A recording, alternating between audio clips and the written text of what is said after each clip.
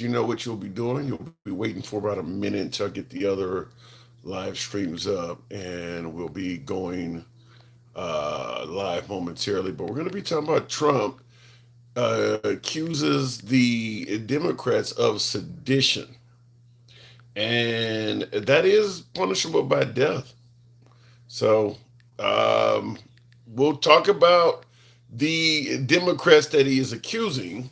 So give me a moment to get my other platforms going momentarily here, and I think we got this going. Sometimes you get a few issues with the cameras, but we'll get it going momentarily. We're going to be on. We're going to be live on this Facebook. You'll see this sign behind me illustrating those to follow us on Dem Liberals on Facebook. We're going to be on Facebook as well, and then of course we're going to be on TikTok. President Trump accusing the Democrats of sedition. Wow, that's wild. That is wild.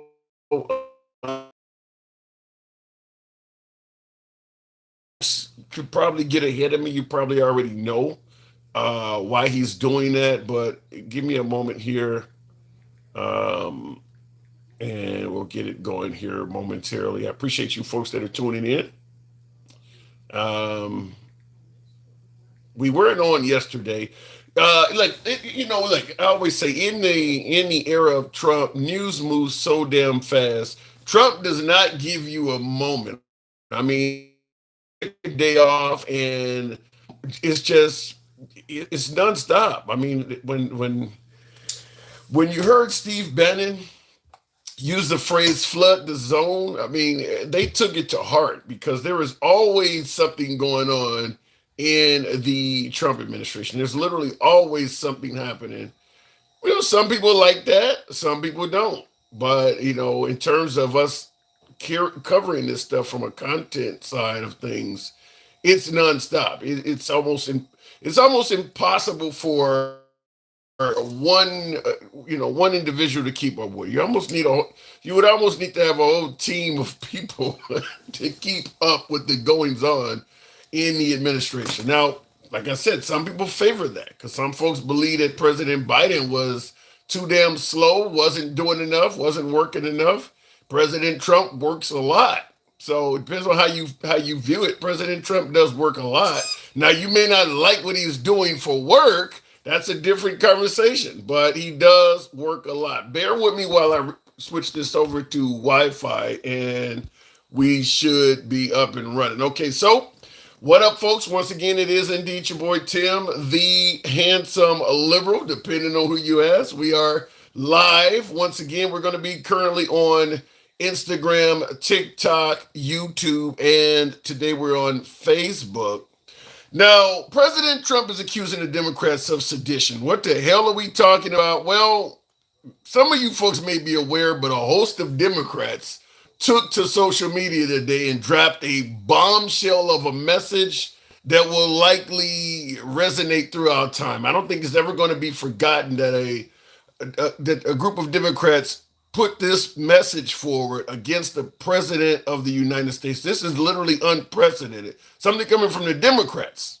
Alyssa Plotkin, Senator Mark Kelly, Representative Chris Deluzio, Congresswoman Maggie Goodlander, Representative Chrissy Houlihan, Congressman Jason Crow. I was a captain in the United States Navy, former CIA officer, former Navy, former paratrooper and Army Ranger, former intelligence officer, former Air Force. We want to speak directly to members of the military and the intelligence community who take risks each day to keep Americans safe. We know you are under enormous stress and pressure right now. Americans trust their military, but that trust is at risk. This administration is pitting our uniformed military and intelligence community professionals against American citizens. Like us, you all swore an oath to protect and defend this Constitution. Right now, the threats to our Constitution aren't just coming from abroad, but from right here at home. Our laws are clear. You can refuse illegal orders. You can refuse illegal orders. You must refuse illegal orders. No one has to carry out orders that violate the law or our Constitution. We know this is hard and that it's a difficult time to be a public servant. But whether you're serving in the CIA, the Army, or Navy, the Air Force, your vigilance is critical. And know that we have your back. Because now, more than ever, The American people need you. We need you to stand up for our laws. Our Constitution, And who we are as Americans. Don't give up. don't give up. Don't give up. Don't give up the ship. I'm Senator Elizabeth. So they didn't go down and just tell you who they are, but these are all senators, congresspeople, and former vets of many different branches of service and intelligence departments. But what do you think they're getting at? What do you think it's necessary to do this? Now you hear them state statements like right now there is enormous stress on those serving in the military. Now many would argue serving in the military is a stressful position no matter what era you serve in. I mean, America's a country that's almost constantly at war, probably since World War II. We've always had conflicts. So why would they suggest currently serving in the military that the service personnel are under enormous stress? They continue on by talking about don't violate your oath and things of that nature. And they make it clear that it's probably not in your best interest to follow what they refer to as illegal orders. But was this necessary? Was it necessary? Is this wrong for the Democrats to do something like this? Make no mistake about it. What do you want to call it? The Republican Party. I'm having a Biden moment. The Republican Party, by way of Carolyn Leavitt and President Trump on social media, responded fairly quickly in kind to such a memorable post. The fact that they posted that against the President of the United States will go down in history. That will be talked about for a long time. That's a strong message. What are they indicating? So I want you to hear the response from the Trump administration, and then we'll also read the response from President Trump himself. I want to see how you guys are feeling on this. Did the Democrats go too far? Are the Democrats advising military members to basically be subordinate, to not follow orders? Because this is how the Trump administration is taking this. I'll go ahead and play this. We'll talk about this and then start taking callers. Going to ask you folks on TikTok to tap the screen, get us up to 10,000. That's where we'll take our first caller.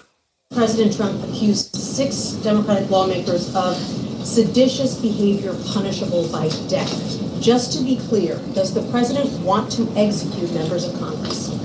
No.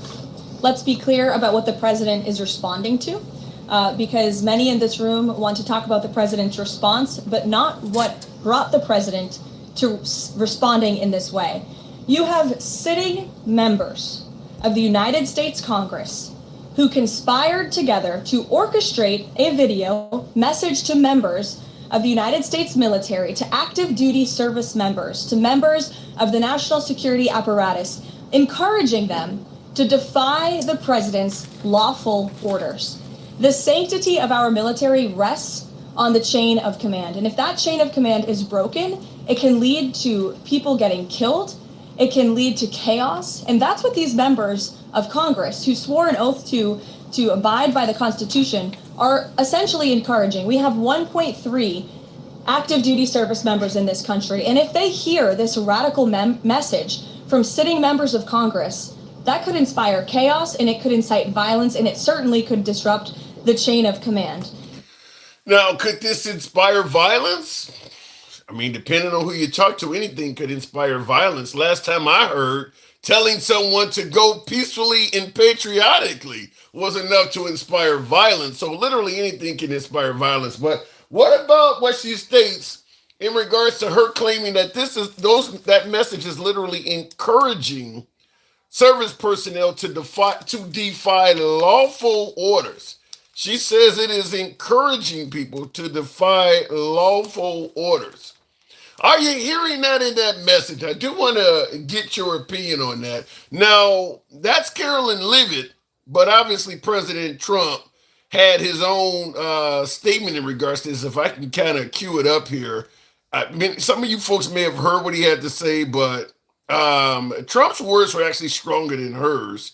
And he said something to the notion of this is really bad and dangerous to our country. Their words cannot be allowed to stand. And he said it's seditious behavior from traitors, and he demanded that they be locked up. Now, he issued a longer message. I don't know if I have it queued up, but it's called seditious behavior at the highest level, is what he said. He continued on by saying each one of these traitors to our country should be arrested and put on trial.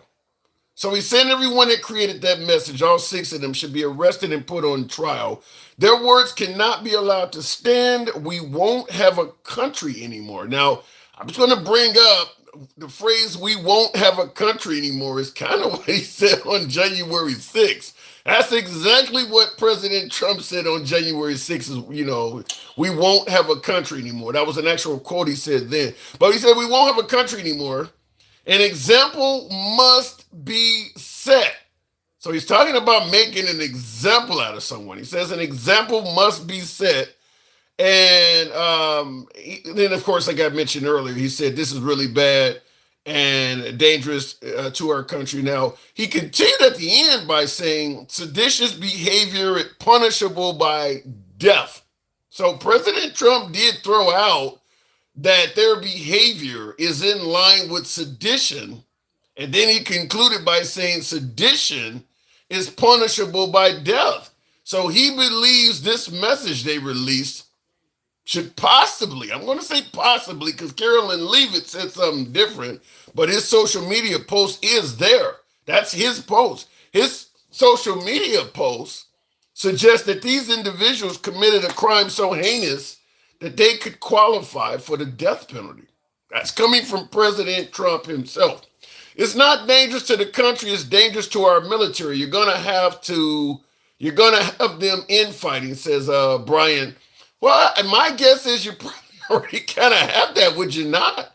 I mean, listen, at the end of the day, you got folks resigning already over the bombings in Venezuela. You've had one of the top brass down there in the military, in the Navy, I believe it was. He resigned. So it's kind of already some resistance happening anyway. But what do you guys think? Did the Democrats go too far with this? By way of yes or no in the comments. Do you think the Democrats, went too far?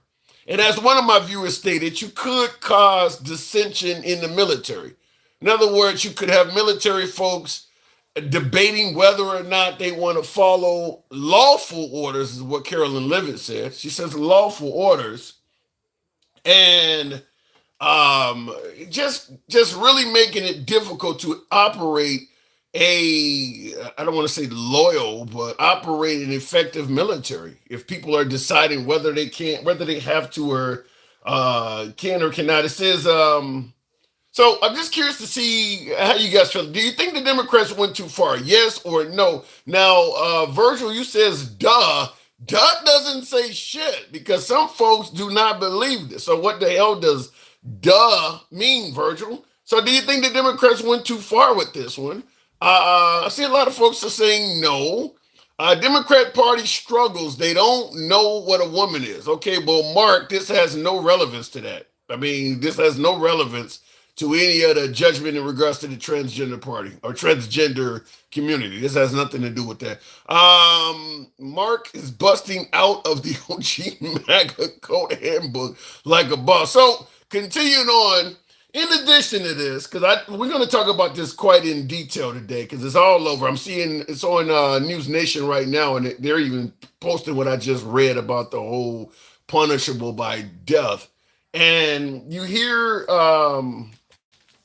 you hear them saying in the post that it's a difficult time to serve and violating oaths and things like that. Do you believe right now it's tougher on the military to serve under the Trump administration than say serving under Biden or Obama or Bush or previous administration? Do you see it being tougher to serve under President Trump?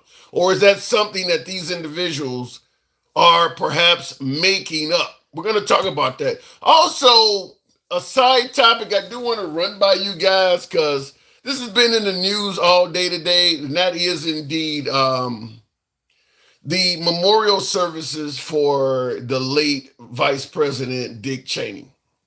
Oddly enough, the coverage of the funeral for Dick Cheney was covered on MSNBC and CNN, but not Fox News. Fox News only interrupted to show President Bush speaking on behalf of Dick Cheney. After President Bush spoke, Fox News went right back to its regular scheduled programming. Meanwhile, CNN and MSNBC, not exactly a bastion of conservatism, they covered this in detail. Why would the most well-known conservative cable news network not cover probably the most well-known conservative vice president in our lifetime? Obviously, Dick Cheney was far more well-known than Mike Pence or any other conservative in our lifetime. Well, maybe George H.W. Bush, if you want to go all the way back to the Reagan era, because he obviously became president. But why would they not cover that? Why would Fox News cover Dick Cheney's death less than CNN or MSNBC? Can someone make that make sense? And I see in the comments, Samuel says not a news network. Well, they're called Fox News.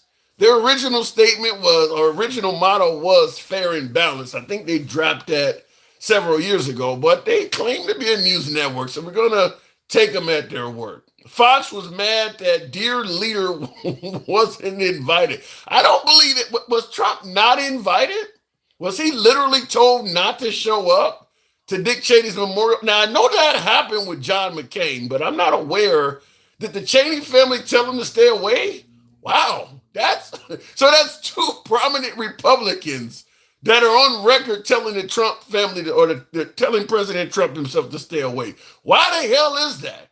Why would John McCain and Dick Cheney say, stay away from me, even once I'm dead? Wow. Tap the screen, get us on up to 15,000. So looking in the comments, Big Mike says Trump and all those who support him in his administration are traitors to the republic. Damn. And he didn't say democracy, he correctly said republic. Remember, we fought a revolution against King George for crimes and abuses lesser than what Trump and his administration have espoused. So let me ask you guys, because he's saying that when we basically separated, or American Revolution, whatever you want to call it, when we broke off from the king in England, he's saying that we have more reasons to be angry with the Trump administration than we originally did with the kingdom in the UK. Wow. So what do you guys think? Do you think that would make Trump the most corrupt president in history if this viewer is correct? Do you see Trump? We've had some corrupt presidents, obviously, in recent times. Richard Nixon is going to come to mind. Do you think Trump? You think there's any chance at all that Trump may go down in history as more corrupt than Richard Nixon? I think they only have 2 schools in America named after Nixon. Only 2. It's once you go down in history, you're shamed in that nature. They don't really name anything after you or anything. I mean, Nixon went down in a pile of shame. Only thing that prevented him from likely going to jail is Ford, his successor, pardoning him. But is there a chance that President Trump could be listed historically as more corrupt than Richard Nixon? Wow. So we're going to go ahead and start the program off. Thank you folks that are tapping the screen. You know how the program is ran. We don't block, ban, or censor anyone. We are MAGA friendly, always have been MAGA friendly, always will be MAGA friendly. Nevertheless, liberals are welcome as well. What do we say? We go left of Bernie Sanders to I'm having dinner with Q. We don't block, ban, or censor anyone's comments. You can be critical of anyone on the program, including yours truly.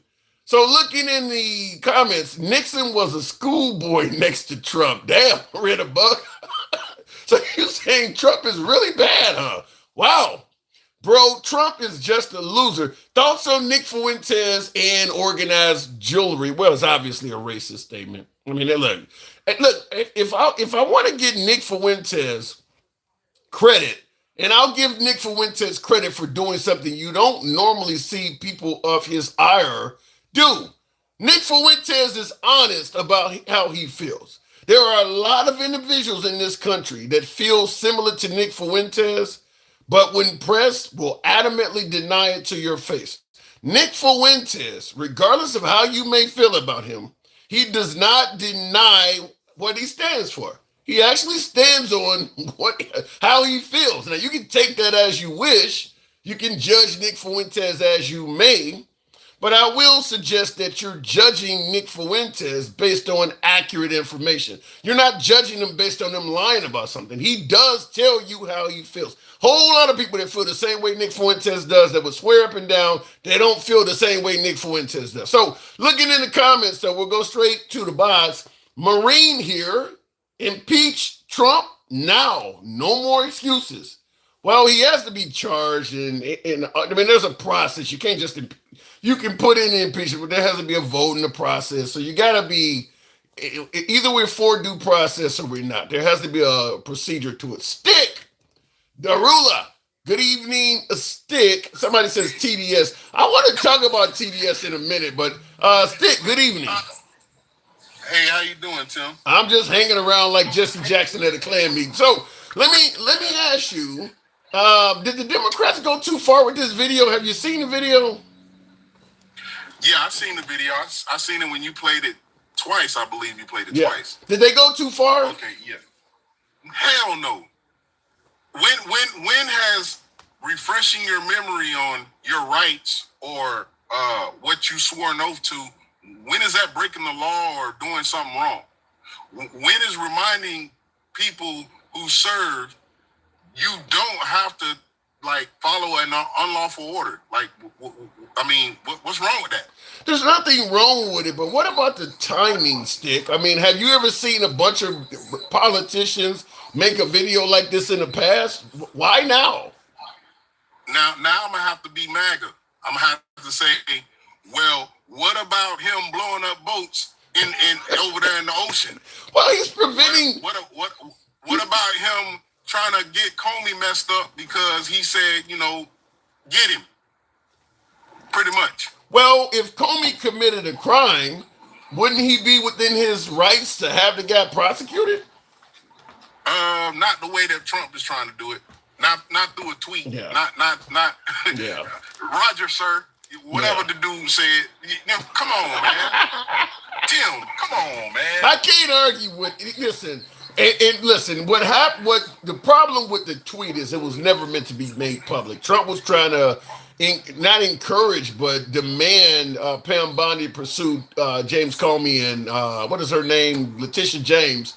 It wasn't meant to go public, and that's probably going to be the greatest fallacy of this administration is Trump's Twitter account or his Truth Social account, because that's probably going to get Comey and Letitia James off for sure, because it's pretty obvious it was retaliation, but So hold on.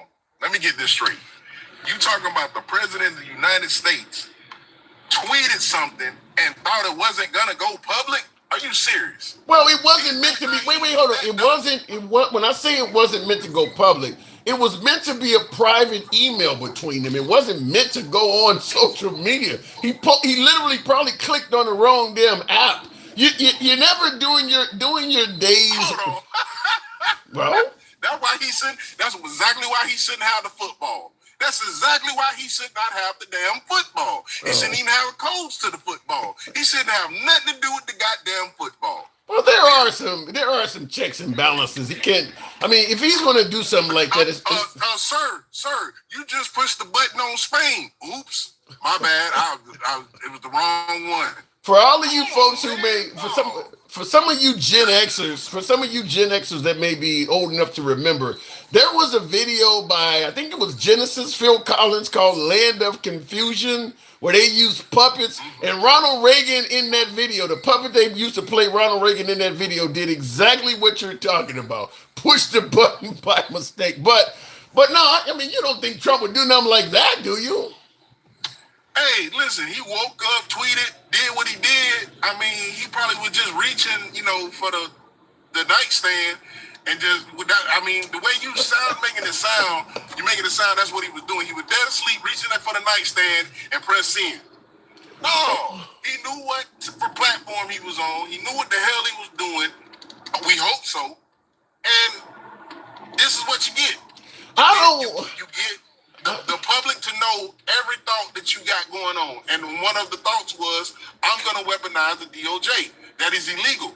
Yeah. Period. I'm going to disagree with you from my own personal Listen, back in the day, maybe when you were a young, handsome, strapping lad, when you were in the game, you never made a mistake and maybe confused two different members of the opposite sex and sent somebody you just met an endearing message that was meant for somebody you long knew. You never confused and sent the text message to the wrong person?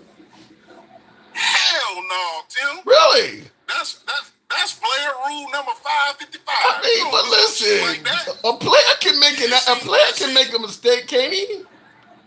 No, man, no, you don't do no mess like that, and that's why these kids today, because you just gave them an outing. That's why they think dumb the way they think now. That's why they got so many followers of Trump. Because that's that dumb shit. I'm double negative. You ain't never, but you have never sent a message. You've never sent the message meant for the wrong person. You've never done that. Never ever.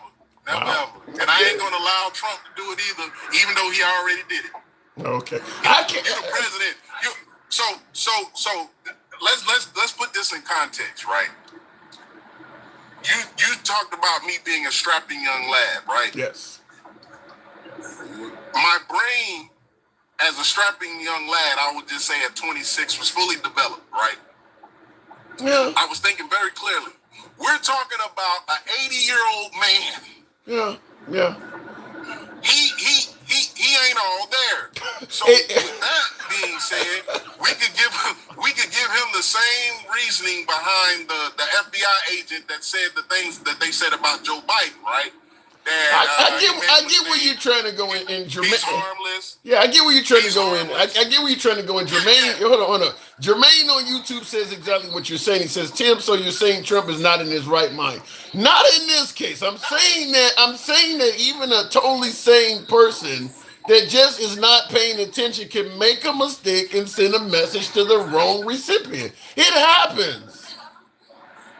And guess what? Again, I will give you some solace in what you're saying, because I will say, when you wake up at 3:30 a.m. and you just pushing buttons, shit happens. Okay. Because I don't know what time that tweet went out or that email or whatever. That's a good question. But at the same time, we all know Trump, he did not do it at 2 p.m. in the afternoon. Yeah. 9 times out of 10 at 2 p.m. in the afternoon that day, he was probably in front of the cameras, the actual cameras. Yeah. Right? Well, let me say it like this. Let me say it like this for you and many others that are watching. I'm not excusing what Trump has did. I'm explaining it. I'm not saying that it's right by it's. Let me say it more let me say this shit more clear. There is absolutely nothing right about ordering your attorney general to go after somebody. That is wrong as the days are long. I'm just explaining that he never meant for us to know he was doing it.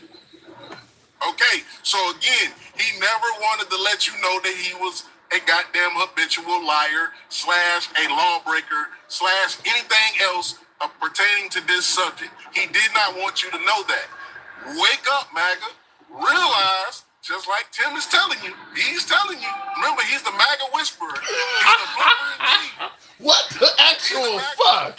What? The MAGA whisperer. You're the MAGA whisperer and the fluffer in chief. What?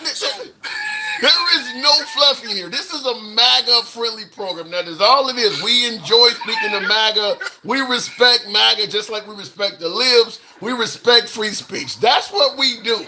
What are you trying to say, Stick? Just don't go to Utah.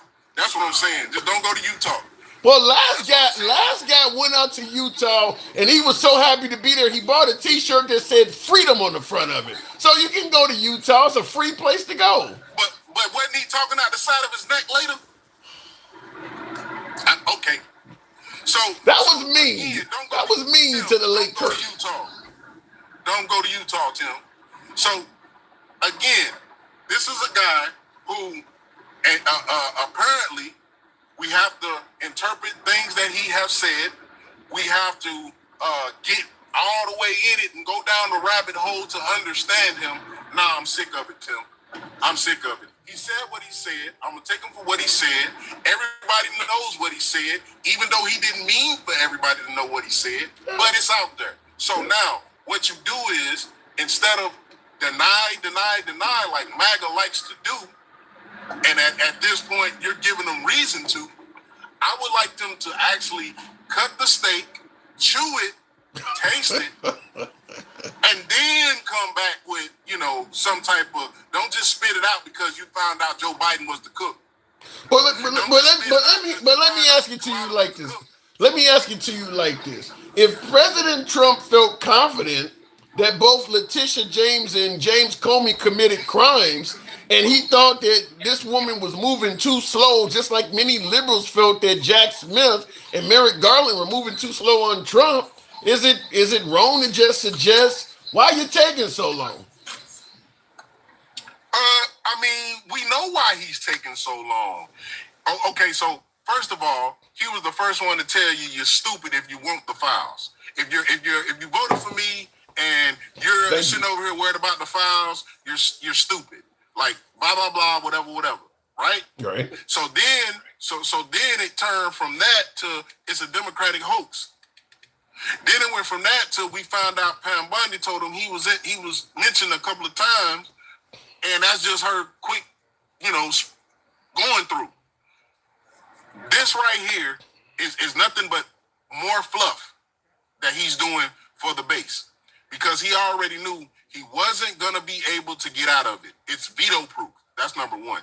So I might as well just put my stamp on it and play like I don't care. Well, let me ask you though. Hold on, Tim. One more thing. For TikTok entertainment purposes only, right? I'm saying this. The next step is, hey, Pam Bundy says an investigation in this. All right. Guess what happens? Now nothing gets put out because it's under investigation. Okay. Then going forward, the stuff that they are getting put out, now we have so much freaking time to go through 100,000 pages and redact all the shit that says Trump. But let me ask you something, Steve. Do you really believe in this current environment where everybody is screaming out for the truth? Do you believe that they're going to use the fact that it's under investigation in this environment to delay sending the files out now? Hell yeah. They'll cope. They willing to jump on the sword for Trump. Hell yeah. You see how Mike Johnson, I don't know if you've seen it, him running up the steps. You seen Mike Johnson? No, I haven't. I haven't seen that. So I'm gonna leave it there, and I'm gonna let you go find that Mike Johnson running up the steps, because he's so hot about the not being amended or some junk like that with the bill.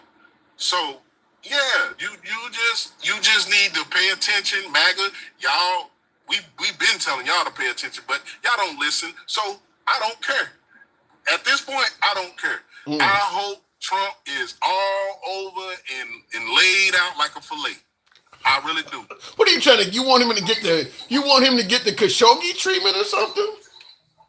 All of it. He had the Crown Prince over there. He's just like Charlie Kirk. Sometimes it takes a little bit of violence. Sometimes it takes a little bit of gun violence for stuff that what the hell was accomplished by what happened to Charlie Kirk? That was wrong, was it not? Hey, but it was his own words. It was his own words. You're gonna tell me simple words warrants what happened to the late Charlie Kirk? Well, let Trump sell it, yeah, because his words are Democrats bad. We need to what's it say in the back? Punishable by death. Those are words. Yeah, those are his words. Yeah. Those are his words. But he's talking about you're telling the military to violate their oath is what the words with words. With words. You're telling the military not to go against your oath. You're actually telling the military, the Democrats and or the people who made that video, they were telling the military to honor your oath.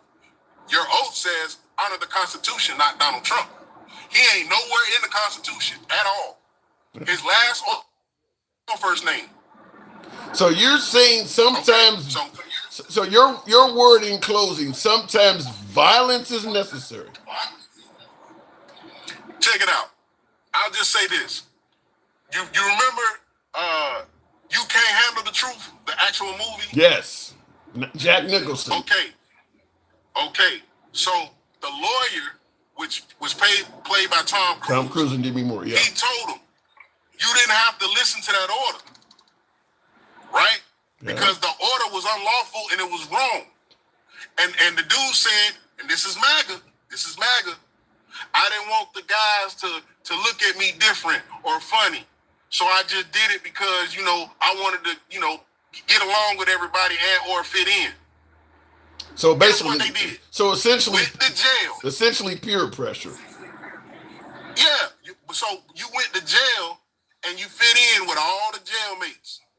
And whoever told you to do that order ain't sitting right next to you. He was a colonel. He wasn't sitting right next to him. He might have got kicked out.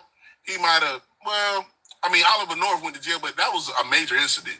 Yeah. But my whole point I'm trying to make is Trump is that person like that colonel. He's not, they already told him, as long as you're the president and you do certain things up under the presidency, we're going to give you immunity. Yeah. So he's straight either way. The only thing that probably can get him at this point is a Big Mac. Nothing else ain't coming close. Because again, we got the best. Well, I don't know. I'm gonna take that back. Well, I'm assuming you are. I'm assuming you're not. I'm assuming you're not wishing any ill will on the president, and you hope that he lives a long, prosperous life. Am I correct? Oh, I hope he gets the day and the life that he deserves. So whatever that may be, if he did something and we don't know about it, you already know my thoughts on that. You are what you already done. That's between you and God. I ain't got to tell you who you are and what you done did. You already know what you did. So if he has crossed that boundary, I don't got no love for him. And just by him even having the accusations, just for you being the best friend for 15 years or however long it was with the dude that actually did that, I don't get down with you, homie. I don't get down with you. All right, so Stick. I really don't care about what happens to you. I hope that Big Mac gets you real early. That's awful, but I got to move it on, Stick. Hopefully that nothing happens to the president. That's not a good thing to wish. Stick. Why do you say that, Tim? Why do you say that? I don't wish ill will on no man. If something happens to the president, what's going to happen to you? I just don't wish ill will on no man. No, that ain't the question. If something happens to the president, what happens to you? Nothing. What you gonna do? You gonna say, "Damn, that's messed up." Yeah. All right, hey, let me get some eggs. Let me get some bacon. You ain't, man. That shit ain't gonna bother you. Well, I would say the same, but that's the same thing that would apply to 99.999% of Americans. I'm going to say, let me get some eggs and move on. I mean, that's horrible. Yeah, I'm just saying. Hey, why? Okay, all these people being hurt. Why'd you vote for Trump? The border, egg prices, gas price. Like, none of it was about humanity. None of it was about, I love thy neighbor, and he said he's going to help everybody. It was about none of that shit. It was about individuality. This is how I think he's going to help me. And plus, I'm going to just sprinkle a little racism in there, and all the racists is definitely going to vote for me. I disagree with some of that, but I do got to move it on. I think there were legitimate reasons to vote for Trump. You disagree, but we'll move it on for now. Stick. Real quick. All racists ain't MAGA, but all racists. Let me take that back. All MAGA ain't racist, but all racists is MAGA. I don't agree with that either. I gotta go. All right. Appreciate it. Yes, sir. And tap the screen, folks. Get the likes on up to 30. We can make it 35,000 easily.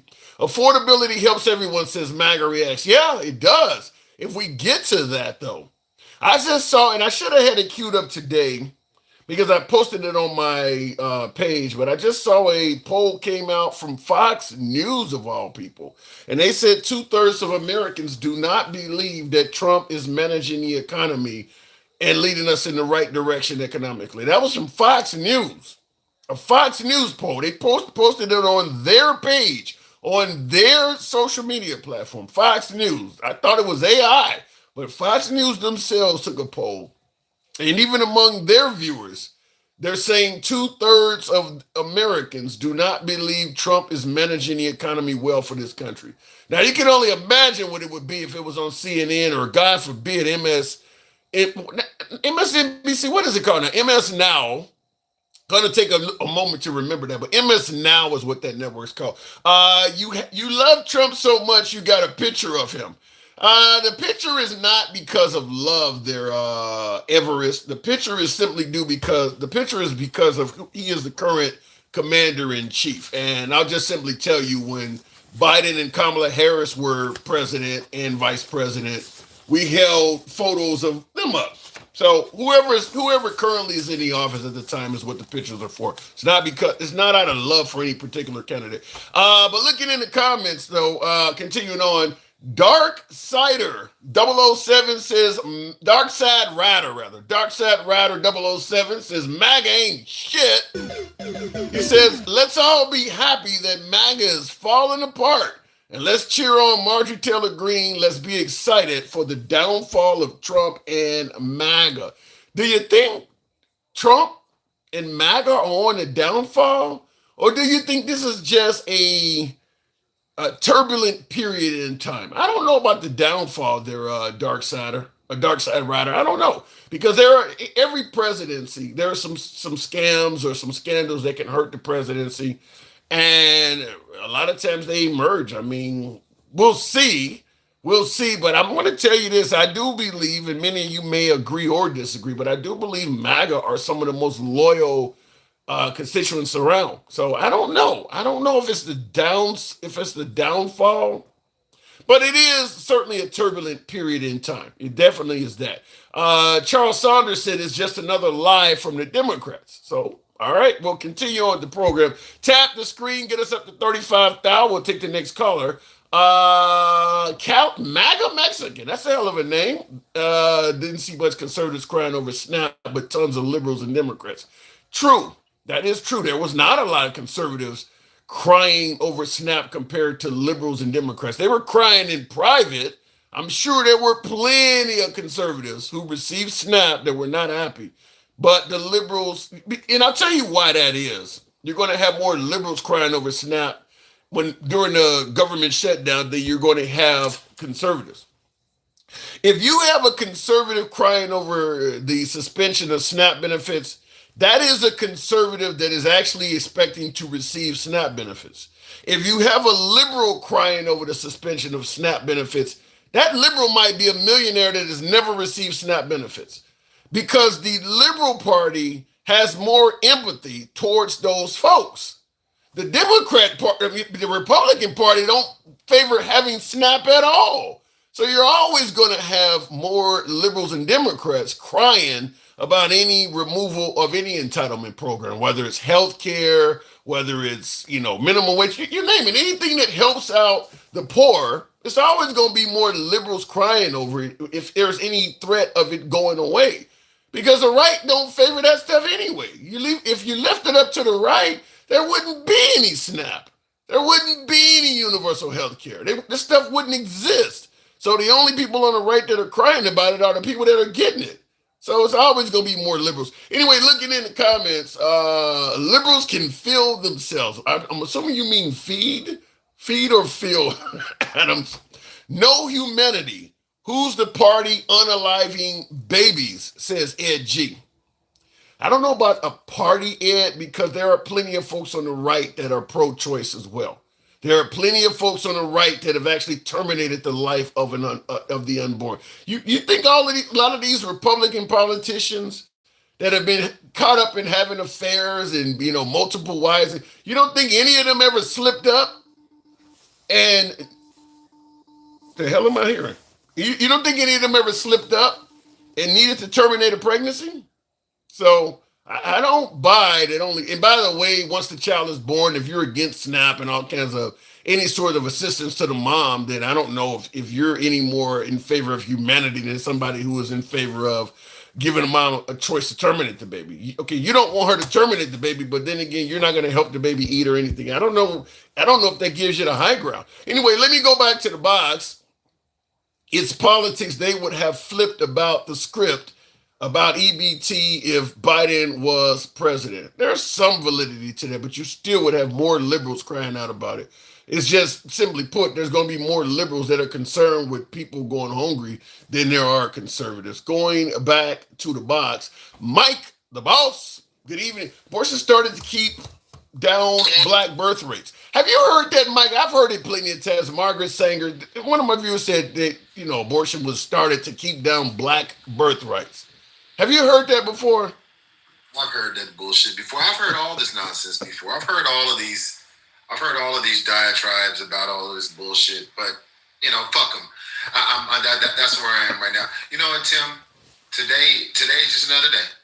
Just another day where Trump supporters just excuse dictatorial behavior from the president of the United States.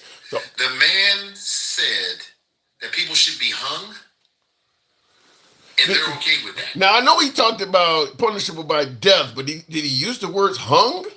Yes. Jesus. So he's been talking more since I did my notes in this program. Wow. These people. You know the funny thing about it, Tim? Most of them ain't built for no. Most of them ain't built for no real shit. Let's just be honest. Most of these MAGA supporters that are calling for civil unrest, they not built for that shit.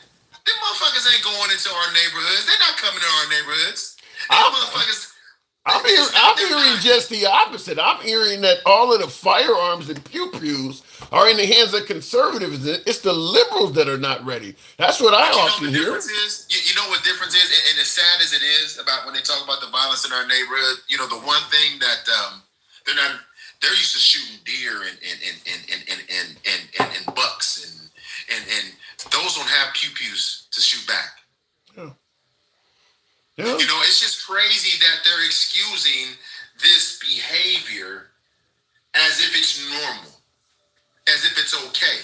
Why do you think that is? Okay, you're saying they're excusing abnormal behavior as if it's normal. My question to you is, why do you think that is, if you're correct?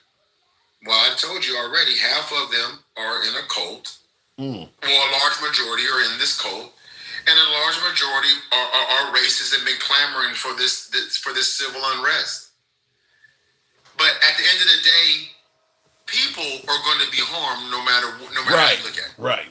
Yeah, I will tell you this, in regards to some kind of civil conflict, I don't understand why anybody would be in favor of that on the right or the left, because even a winning side is going to have the quality of life greatly reduced. You're going to know people who perished. Your neighborhood, your utilities, your infrastructure is going to be destroyed. I mean, it'll be like Mad Max. Okay, you won, but is this really something to celebrate the current conditions you're living under? They think this is okay. They think this is what they want. Listen, who's gonna, like you said, who's gonna win on this? I mean, who would win on that? There would be no winners. Yeah. There would be no winners. And the sad part is, we listened to MAGA for 4+ years, bitch and cry and moan about Biden, about the Democrats. 4 years, they're still doing it now. Yeah, I know. That's why I said 4+. And they can't point to anything remotely close to what Trump said today that Biden ever said. Nothing even close. I don't know about that. I'm sure if I brought MAG up, they would come up with something. I would normally agree with you, but I'm sure. Okay, fine. MAGA, if there's anybody that get in the box and tell me where Biden said anything about a politician being punished by death. Yeah, exactly. It never fucking happened. And they won't come up and debate me on that shit because they don't do homework. Well, if someone feels that way, I would bring them up with you and you guys could hash it out. Real quick before we continue there, Mike, Handsome Sticky Finger says, Tim, the signs are there. Dark Rider 007 is right. You can see it in MAGA. You can see it in Trump's face. He's losing control of his administration. calling people piggy and degrading women and so forth. The reason I'm pushing back is this Trump has always degraded women. Trump has always talked negative of women. That ain't nothing new. You could go back 20 years and he was doing that. So you got to give me more. Do you believe, Mike, that Trump is losing control of his administration? No, I do believe he's losing control of his administration, but not for the right reasons. I told you from the beginning, they all have different agendas. They're treating the White House like a fucking frat house. Everybody's got different agendas. Everybody's doing what they want. He doesn't care because he's transactional. I told you that. All of these things happening. We have unqualified people running the Pentagon. We have unqualified people all over his administration. We have racism and white supremacy and white Christian nationals everywhere. How can they not be losing control? How can they not be losing control, Tim? I don't, other than what has happened recently over the Epstein files, despite many Americans viewing Trump as controversial or not liking Trump at all, I didn't see where he was losing control. I saw him as propelling to be the most powerful president we ever had. This last week or two has been incredibly stressful for the Trump administration. But before this, I didn't see the losing control side. It's been happening. It's just been happening slowly. I've been telling you this shit. Matter of fact, let me give you an example. So Judge Boasberg, who was the judge in charge of the Kilmar Brea Garcia case. Okay.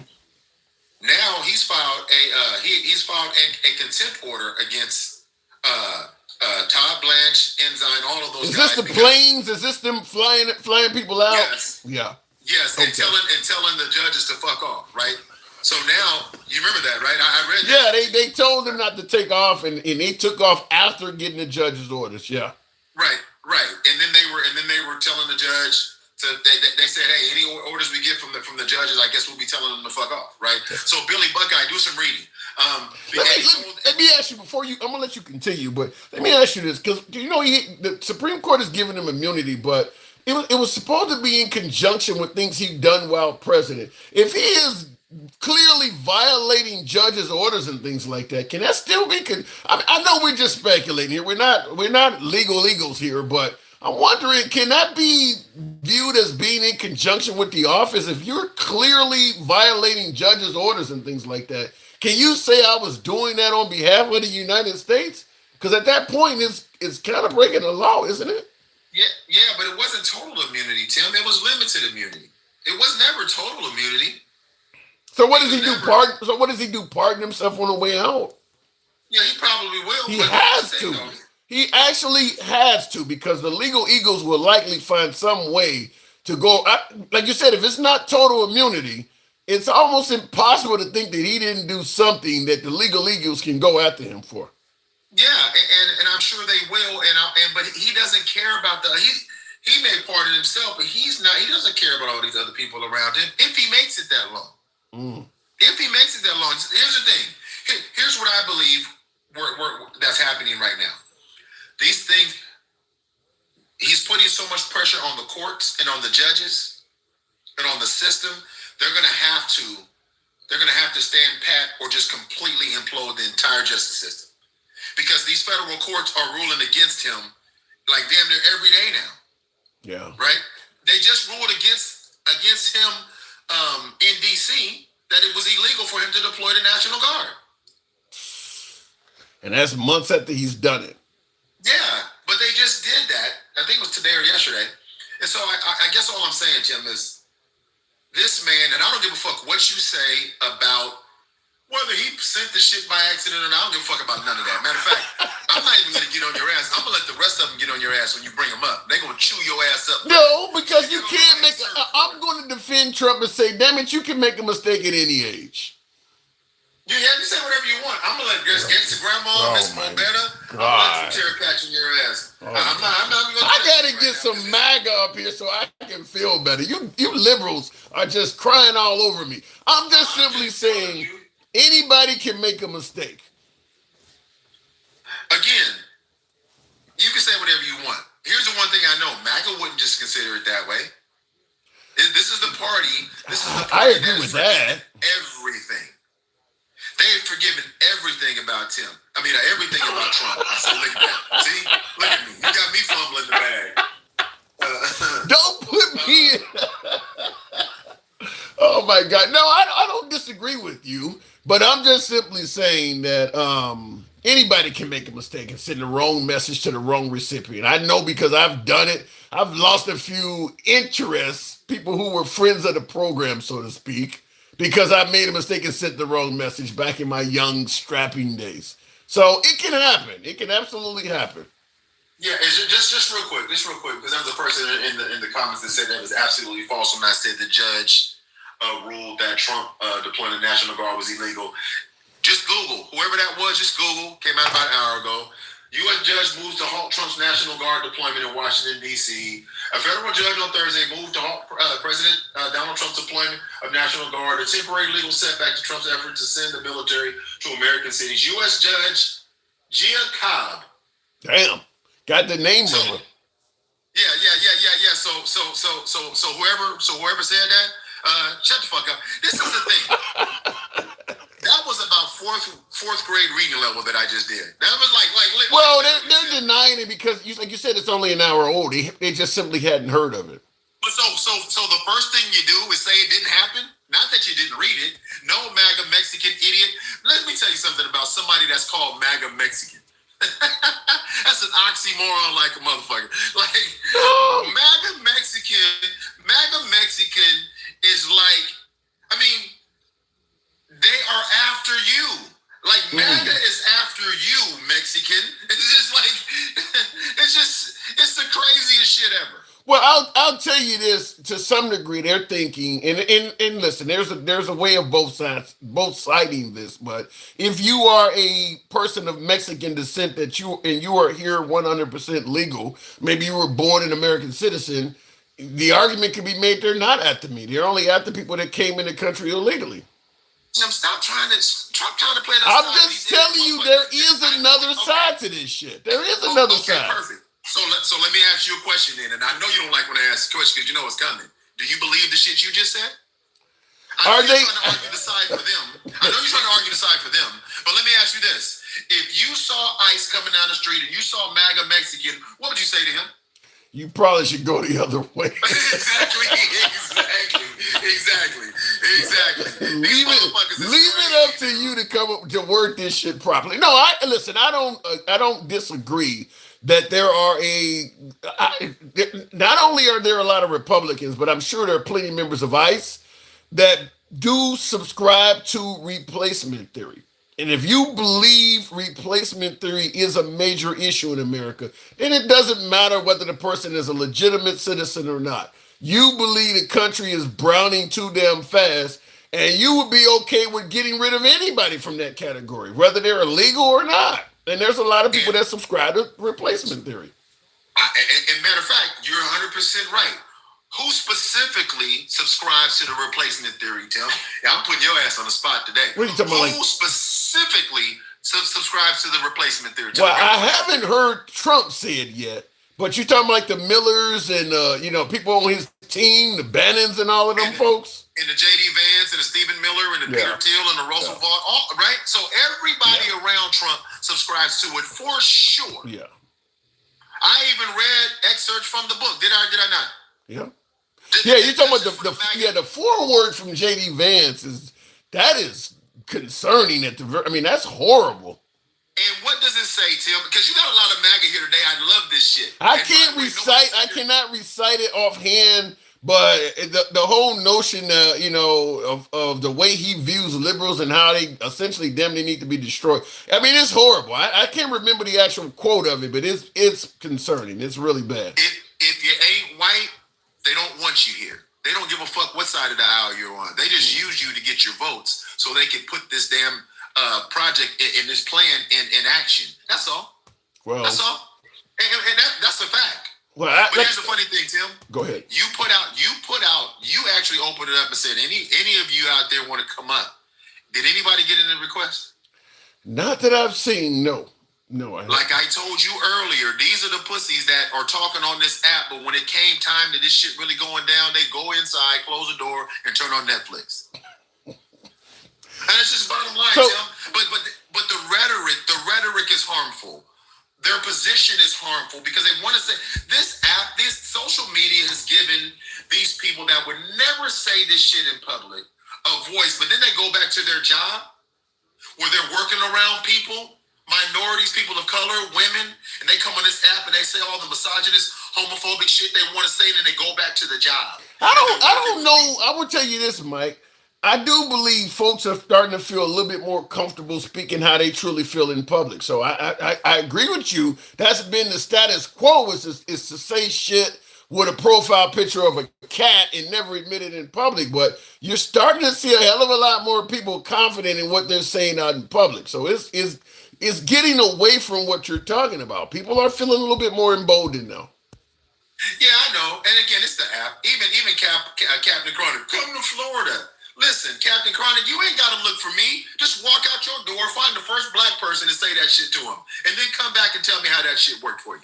Let's be honest. Here's one I want you to address, because we talk about this somehow notion that Trump may be losing his administration. I don't see that clearly other than the last couple of weeks, but hands of stubby fingers. AK says, and Tim, I think Pam Bondi is stepping out on Trump as well as doing some underground stuff. Pam Bondi? Do you see any? Because to me, Pam Bondi's legal career is over with. I think she's done enough already that she will never practice law beyond the Trump administration. She's done, because he can't partner from that. I mean, she's violated all sorts of ethics in regards to being able to practice law. So I don't know. Do you see Pam Bondi is going against Trump in any way, fashion, or form? Nobody. Well, I haven't seen her go against him. I haven't seen her go against him at all. But here's what I will say. I don't, and I told you this months ago when you thought I was bullshitting. I said these people are going to have to reevaluate what life looks like after Trump, because he's 80-something, Tim. Yeah. This is it for him. They have to think about where they're going to be after Trump. And I think, just like, let me give you a perfect example. His real estate attorney, the one that filed the charges against James Comey and Letitia James, right?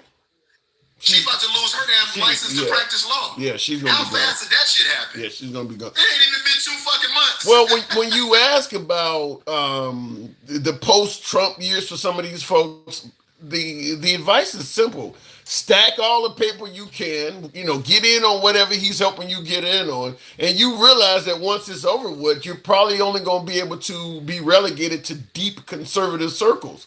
Maybe you get a job with the Heritage Foundation or the Freedom Network with Charlie Kirk. What is this thing called? Whatever it's called there. But Turning Point. Yeah, Turning Point. But other than that, on the regular corporate stage, you're probably done. But at the same time, you can make a lot of money being loyal to Trump for the next 2-3 years. I mean, there's a lot of money to be made in there. So just stack your paper now. This is your miscalculation on that, Tim. He has the attention span of a hummingbird. So if you're not directly in his face, he doesn't think about you. He's not thinking. You think he's thinking about a golden parachute for Pam Bondi? You think he's I'm not talking golden parachute. I heard even Marjorie Taylor Greene, who he obviously doesn't like now, she made a couple $1 million off of insider trading stuff. Get yourself enough money as quick as you can, because the post-Trump years are going to be turbulent. That's all I'm saying. And again, I believe that I don't disagree with that at all. But I'm saying that what you're saying, the other shoe that's dropping, that legal shoe, that inability to practice law, that inability to because the pendulum will eventually swing back the way viciously. That's just how it works. I don't think the liberals will be as vicious as Trump is. Because Trump is doing things that are obviously skirting the law in some cases. You think the liberals are going to do that? I don't think they'll skirt the law, but I think they'll be extremely aggressive about going after people. I do. Because here's the thing. Because you already saw Merrick Garland fucked everything up. Let's be clear. That was the biggest mistake that Jack Smith too. Jack Smith was moving, but Merrick Garland was supposed to move the shit forward. Mueller also is probably in that. But so, do you think like Trump learned from the mistakes of his first administration? You don't think they're going to have takeaways from That's a great point. Yeah. And you think if they get back into power, they won't have a team? Listen, the midterms aren't going to go well for Trump. They're not. Unless they cheat, they're not going to go well. They're not going to go well. The Hispanic vote, that portion of Hispanic, especially except for MAGA Mexican and a few of them motherfuckers gone. Because they're not in the call. They're gone. Tim, I'm seeing it here in California. I've seen it here in California already. Well, California is not a good barometer. I mean, it is a very liberal state. I mean, let me hear about the Hispanics in Alabama or in West Virginia. I mean, the Hispanics in California, I mean, the possibility that they may go blue is not exactly a major story. I mean, let me hear about. But he did have support. I get all of that. I'm not disagreeing with you at all. I do believe the Hispanic vote for President Trump will be virtually non-existent. I do believe that he's going to see a significant reduction in support in all of the non-white categories and probably the white category as well, because people are going to show up to vote. But certainly in the minority categories, it's probably going to be draconian bad. I mean, I believe that. And I believe, and I know you have to go in a second, and I believe that at the end of this, I think he's going to try to usurp the will of the people with the election. I do. It wasn't a coincidence that Elon was at the dinner the other night. That wasn't a coincidence. Elon has been really helpful to the program. I mean, he's been a big supporter of MAGA. You couldn't have done a lot of things without Elon Musk. I can understand keeping Elon close by. He's obviously got an infinite amount of wealth that comes in handy as well. Right. And then, it's just, listen, the Trump supporters, you can keep supporting them. But if you got a little Hugh and you support him, I just want you to remember what your Hugh's going to ultimately get you. Because you're going to start to see even more about, you're actually watching it right now. You just failed to recognize what you're seeing. You're seeing a fascist movement in this country. It's undeniable. You can call it what you want. And you can't argue any of the points that I'm making because you can't read or you haven't read. And just go read. Just go fucking read. And to Gen X last night, real quick, I'm going to say this to Gen X. Gen X, I did not kick you off that live last night, and I don't know who reported, but that was bullshit. They shouldn't have reported because we were about to have a conversation last night. But anyway, Tim, hey, tap the screen, share the lot, get Tim over 60,000, and they gonna tear your ass up tonight, and I'm here for it. Oh my God, get the fuck out of here! I gotta go, Mike. Tap the screen. He is right. Get us up to 60,000. That would be nice. New York City ain't going to be a strong state anymore after the billionaires and companies leave. MAGA, I'm not for sure that's going to happen, though. A lot of this was said when Obama got elected. He was going to turn America into a socialist country. Sharia law was going to be the law of the land. Some of this stuff can just be the same stuff that many on the right say that the Democrats said about Trump. Just really painting the picture of he's going to destroy everything. They're saying the same thing about Mamdani. Fact is, Mamdani as a city mayor only has so much power. A lot of things Mamdani promised he cannot do by himself. So the idea that this guy is going to turn New York somehow into some socialist communist city, it's impossible. He can't do it by himself. He's not even a governor. He can't do it by himself. So at the end of the day, a lot of things you guys are saying about Mamdani it's overkill. It's not true. Even if Mamdani wants to do it, he's not going to be able to do it. He's just a mayor. That's all he is he's a mayor. You can't take money from people and do all this other crazy shit that you guys think he's going to do as a mayor. He doesn't have the power to do that stuff. Make voting mandatory. Call your Congress, make it mandatory like auto insurance. Chris, you can never come up with anything beyond that would get so much Republican resistance and pushback. As someone who used to live overseas in a country that did have compulsory voting, I know America would never tolerate that, particularly on the right, because high voter turnout usually works well for the left. Because usually a lot of folks that have a liberal mindset do not vote, particularly minorities, even more so blacks. They lean left mindset-wise, but in terms of actually showing up to vote, they don't participate. So if you all of a sudden had a requirement that you vote, Most of them folks would vote Democrat. So the right would be adamantly against that. And by the way, when they say compulsory voting, you don't have to vote for anybody. You just have to show up to the polls. You can check present. You just have to acknowledge it. You don't have to vote for any candidate. You can write in yourself, whatever the case may be. You just have to answer the polls. I'm 100% behind that, but I do realize in state that the Republican Party would be completely against that. I don't think they would favor compulsory. In fact, I'll tell you because I see in the comments, Derek Kinney says you are wrong, Tim. No, I'll tell you something. Anytime you hear someone trying to make it easier to vote, is generally a Democratic politician. Anytime you hear somebody trying to make it harder to vote, it's usually a Republican politician. What do I mean by easier? More polling places, mail-in votes, the stuff that the right says can cause or lead to fraud, making it easier to vote, more days you allowed to vote, things like that, making voting day a holiday, making it easier to vote. That's usually coming from the left. The right often scream fraud as a reason to make it harder to vote. No mail-in voting. Only a specific period of time you can vote. Only on election day. These just make it ID required. Maybe something else is required. Just making it harder and harder to vote. Because higher voter turnout leads to generally Democrats winning. Anyway, looking in the comments, vote red, remove every Democrat, says MAGA Mexican. MAGA Mexican, I'm kind of wondering if what you're saying, if your name is legitimate. I don't know. Mike kind of pointed it out. A MAGA Mexican. That's interesting in this environment. By the way, tap the screen. I'll go back to the box.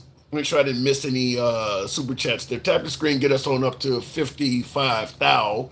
Let your thumbs not be lazy. Folks, by the way, if you enjoy this type of dialogue from all sides of the aisle, where we don't block, ban, or censor anyone, we don't limit your conversation simply because you have a difference of opinion. You can be critical of anybody on this program, including yours truly. If you favor that, go ahead and follow us if you happen to be watching currently on TikTok, Instagram, Facebook, or kind of forgot the platforms I'm running. If you're watching on any of those platforms, give us a follow. And by the way, if you're watching on YouTube, go ahead and subscribe to the program. We're here most weekdays.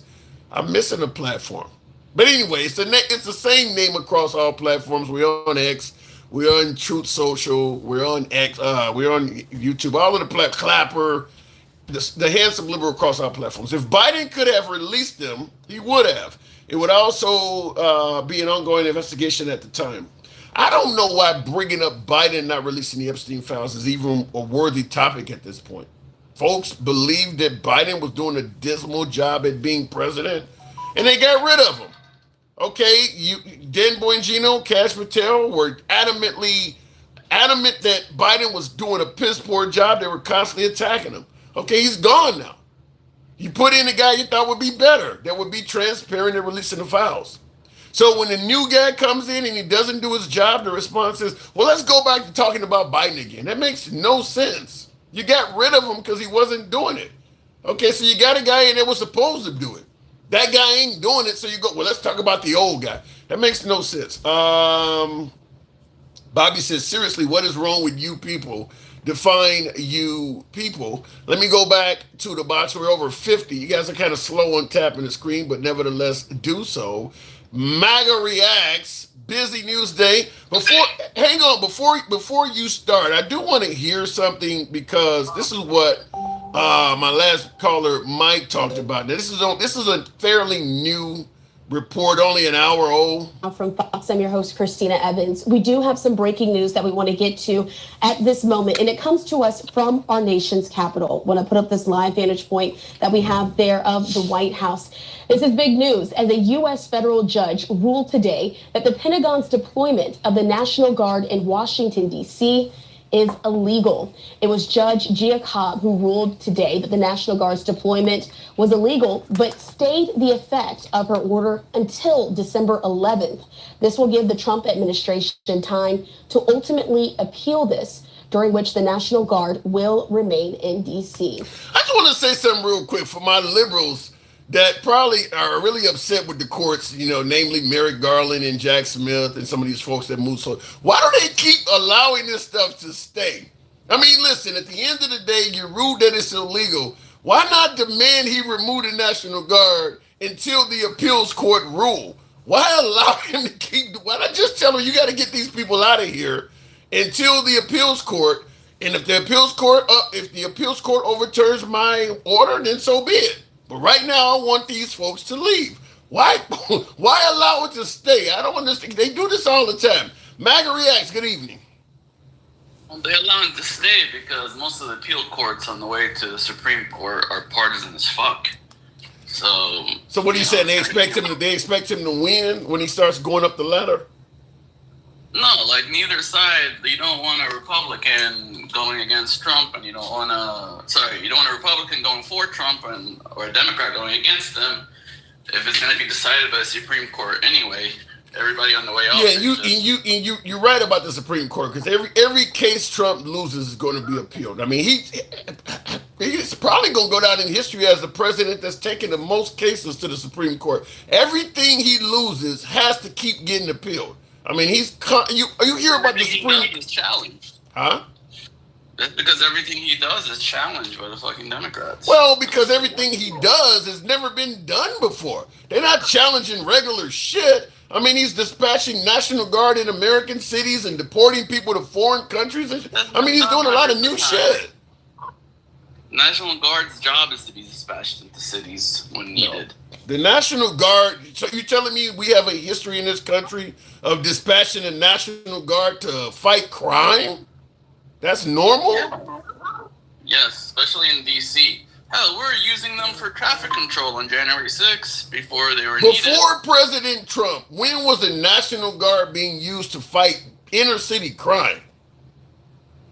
I can't tell you off the top of my head. I'm sure you can't, because it ain't on the top of your head. Your head is about as bald as mine on that topic. We don't use the National Guard to go into cities and fight crime. That has never happened. What are they for? Then what are they for? They are for. We use them in riots all the time, and riots is fighting crime. No. You don't. You use the National Guard for stuff like natural disasters and things like that in an event. Not something that is ongoing. They use in riots all the time. Yeah, but a riot doesn't. You don't have riots that take place naturally. I mean, crime that means they can be there indefinitely. They don't use the National Guard for indefinite events. Well, they use them whenever the regular police and the emergency services can't do the job. I haven't even seen any solid evidence that the regular police services can't do the job. In fact, many of these cities, crime was on the decline. The mayor, the governors are telling you we don't even need the National Guard. You know why the crime was on the decline? Because it was at all-time high under Biden. Of course it's on the decline. It was fucking record high. It had nowhere to go but down. So you're telling me that the crime is on a decline and that just started in January? What do you mean? No, it's been on decline because it was a huge fucking peak during the first 2 years of Biden. It was half COVID, half Biden's lawlessness, and half the open border, which he ended up closing the last year. That's why crime started to go down under him, because he actually did close the border a little bit.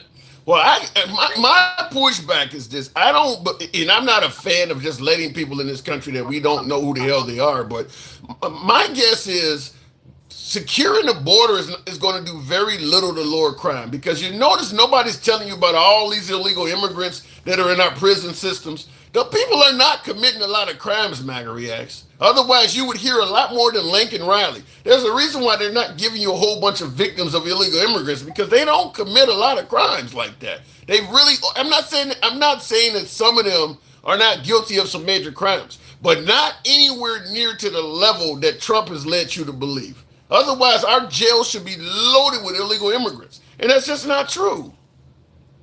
Yeah.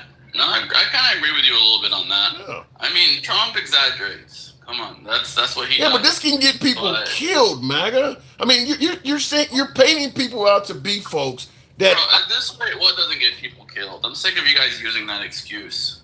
I mean, this shit right here with the military is gonna get more people killed than anything fucking Trump said. But here's what I mean: when you hear about all these folks that are knocking on the wrong door and they're getting shot and killed through the door because people are trigger happy and shit. When you're telling people illegal immigrants are eating their pets and doing all this other crazy shit, you can create a trigger happy populace based on folks believing that these people are a grave danger to us all.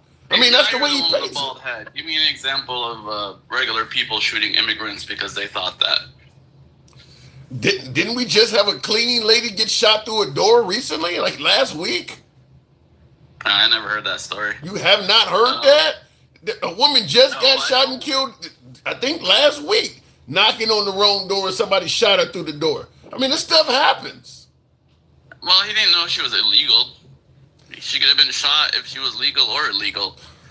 I'm just telling you, when you're painting these folks out to be rapists and murderers, you're going to create a population of people that really view them with an incredible amount of suspicion. If I believed you were a rapist or murderer, what about when the left paints Charlie Kirk as a racist and paints the entire GOP and Trump and all his people as Nazis?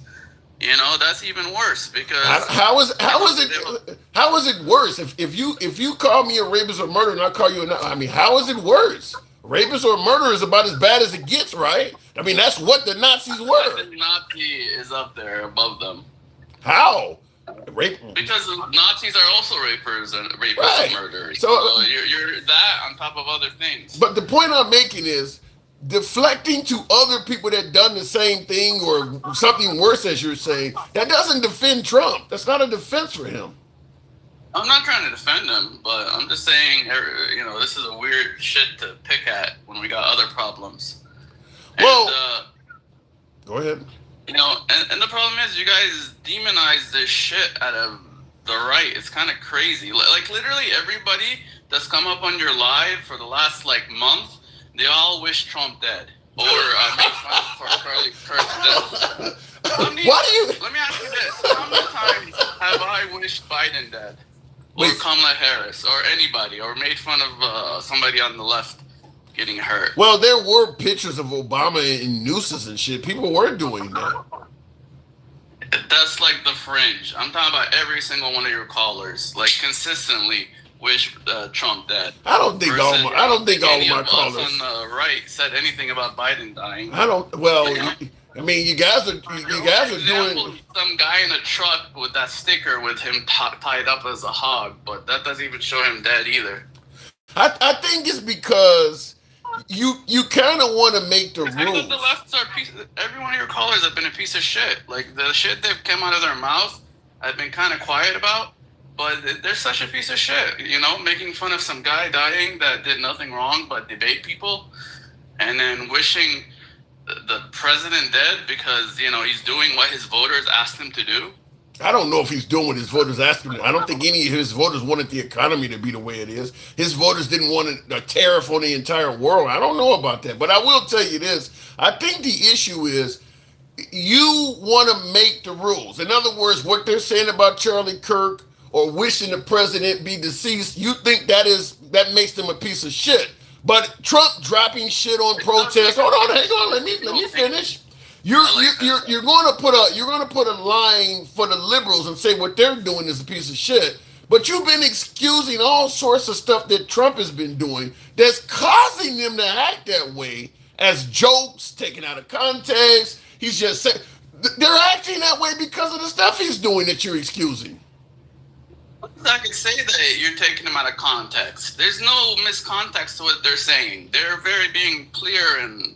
You didn't hear nothing I said. What I'm saying is every time you defend Trump trolling or sending mean tweets, that is the fuel for what you're complaining about right now. That is why they're doing that. Is you keep letting that stuff go and saying it's just a joke or you guys liberal tears and that's what's fueling that. No, but still, I think there is no but still. If you don't want people to talk and say that stuff and wish awful shit on him that, don't excuse what he's doing to fuel it. But it's not even.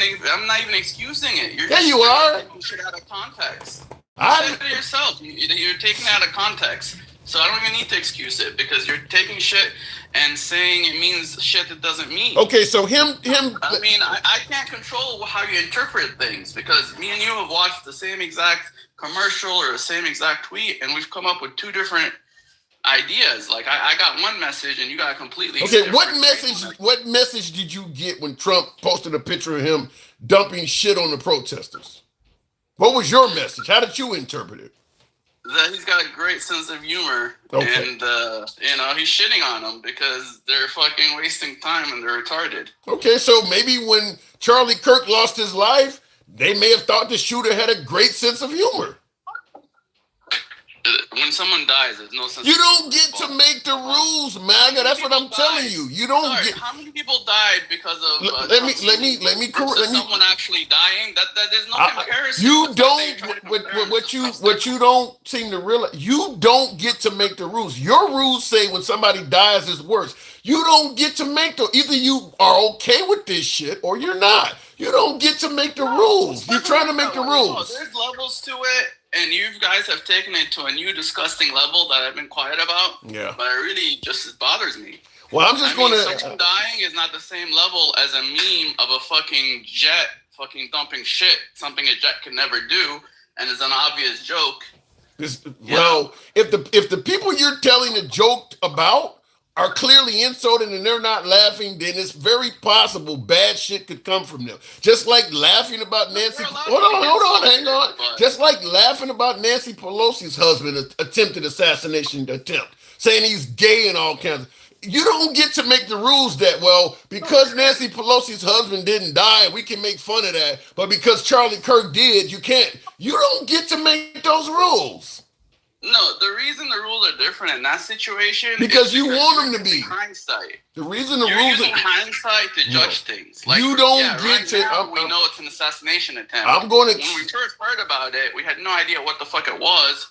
We just know he was caught in his underpants and some guy was there, and we didn't know what the fuck was going on for months. And then when you found out what the fuck was going on, you all apologized, right? No, but then it doesn't matter. And he wasn't killed, so it wasn't that serious. You don't get to make the rules. I've never made fun of it. I'm gonna keep saying it until I'm blue enough. You do not get to make the rules. If you are making fun of somebody, rules are fucked up and they don't make sense. And your rules are fucked up too. You just agree with your rules. My rules make perfect sense. To you, it's a lot worse than someone getting barely hit. I don't even think he got hit by the hammer.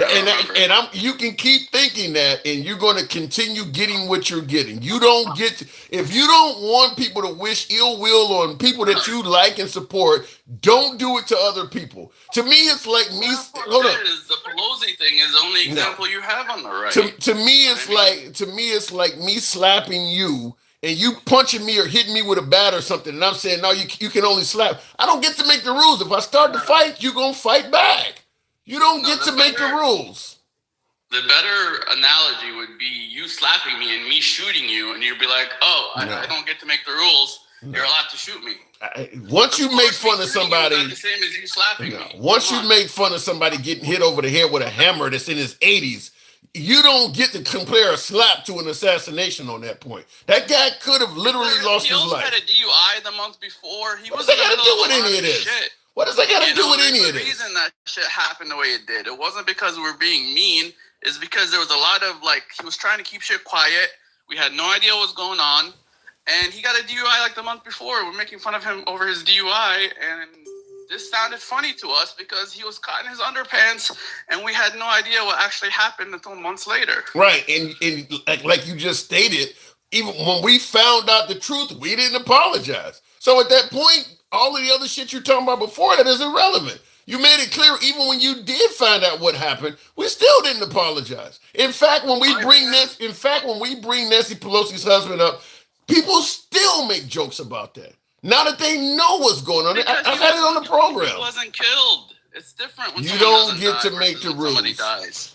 What your rule says that as long as a person lives, no matter how bad it was, you can make fun of them. That's your rule. That's everybody's rules. That ain't everybody's rule. That's why they're making fun of Charlie Kirk.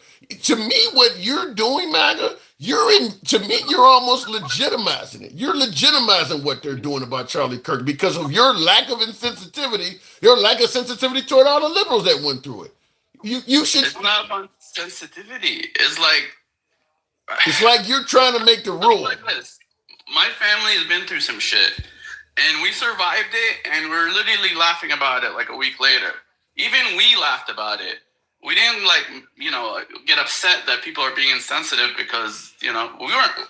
Everybody makes fun of shit that happened to them. I'm just going to tell you, if you're making fun of people who clearly are not viewing what you're doing as funny, they're telling you it's insulting and how hurtful it is, and you decide I'm going to keep doing it, then you're opening up the floodgates for whatever the hell they decide to do back. Rosie's husband didn't say it was all that shit. You're saying all that shit.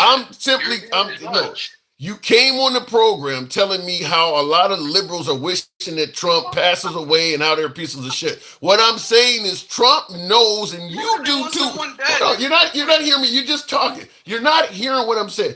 Trump knows, and you do too as a Trump supporter, that a lot of his tweets and mean stuff is insulting liberals, and they don't view it as funny at all, and you're egging them on to continue doing it. Okay.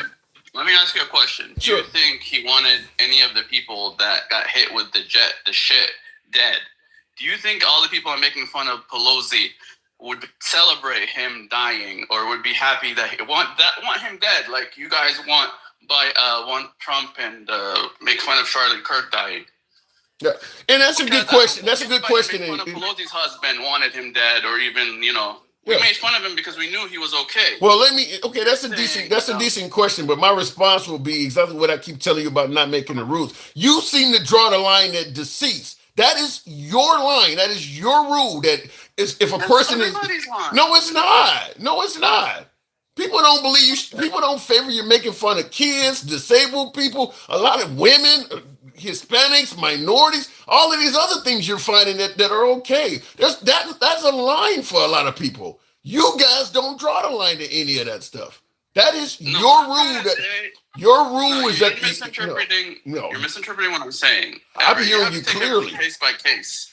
There's no blanket rule where just because you made fun of Pelosi, you're not allowed to get offended because somebody made fun of Charlie Kirk or Trump dying or getting shot. Until I hear you say case by case, and has to be judged case by case. Ain't nobody doing that. But all of that, you still are trying to make the case by case and all. That's your rules. All of that's your shit. They don't agree to that. Things are. Everyone reacts to everything different. Right. You keep expecting us to react the same to the same shit. But no, every case is different. My point is, stop giving them shit to react to that's unnecessary. As long as you're giving them shit to react to, you cannot complain about how they're reacting. You don't have to do this stuff. You're doing this stuff, and then you're gonna insult me, and then tell me how I can react to it. Good luck with that. No, you can react to it whatever you want. Okay. But don't wish me dead.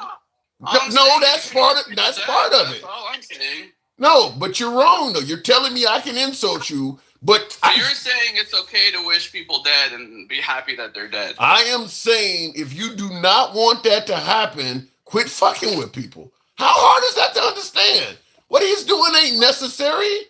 He's enjoying fucking with people. If you don't want somebody to go to that level, quit fucking with them. You don't wish me dead. Is that fair? No. Can we agree to that? No, I'm asking you, why does he have to fuck with people? Why not draw the line at dead? Why not draw the line at fucking with people? Because people fuck with him. He's being attacked constantly. Okay. Then some of it is deserved, but some of it is undeserved. If you like to fight, some people get in the ring and they come out dead. Even in real boxing, some people get in the ring and they die there. So if you don't want that to potentially happen to you, don't get in the ring. If you like him attacking people that attack him back, understand that is a consequence. Simple as that. You don't get to make the rules. That's how it goes. Well, I thought before the Charlie Kirk thing and before Trump got shot that we stopped that violence, like actual wishing people getting hurt and wishing people dead. I got 3 words for you. Here and wished anyone hurt or dead. Or I got 3 words for you. I got 3 words for you. You thought wrong. It's as simple as that. If you want to get in the mud, understand you're going to get dirty. You don't put no mud on my face or the hair is off limits. The minute you start slinging mud, you're going to get covered in that shit. And he's getting covered in it. I'm slinging mud. You're slinging cement. Okay, then. If you don't like getting hit in the head with a cinder block, then put the fucking mud down. How about we just play in the mud? You don't get to make You're trying to make the rules again, though. And you're shooting back at me with a gun. That's what's happening right now. You still are trying to make the rules. I'm all right. I thought it was just decent. You thought wrong. I thought it was just decent thing to do. I mean, you guys claim to be the good people, but you're telling me no. It's okay that we want Trump dead, and it's okay that we're happy that Charlie Kirk's dead. Okay, well now that you know the liberals are indecent, now that you realize the liberals are indecent, shut the fuck up. Leave them alone. No, we always knew you were indecent. All right, we just want you to stop claiming that you guys are the people that care about SNAP and all this other shit. You're just as big a piece of shit as we are. But at least at least we finally went around the circle and you came out and admitted it. We are a piece of shit too. MAGA, I gotta move it on. Hold on. The last thing with this military shit, it's not up to the military to decide what's a legal order and what's not a legal order. Especially when it's like a public legal order like this. This isn't like a secret order that nobody knows about. This is public shit that is going to be determined by the Supreme Court. So the fact that these fucking senators or whatever telling the military to disobey orders, they should definitely be impeached. That's really fucked up. I didn't hear him say disobey orders, though. They said you don't have to follow illegal orders. That's not telling you to disobey anything. In fact, what they're telling them is probably in some handbook. They're just telling you on a commercial. They've probably already been told when they joined the military, you don't have to follow illegal orders. They're not telling them something they don't already know. They're just making sure they remember it.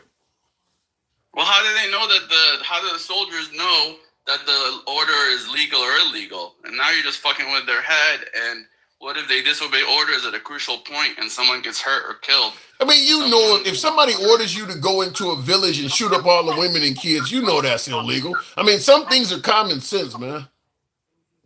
Yeah, but give me one example. You know, Michael was like, when, what did he ask? When did, I forgot what he asked, but I'm like, give me one example of a bunch of Republicans getting on TV and telling soldiers not to listen to Biden's orders.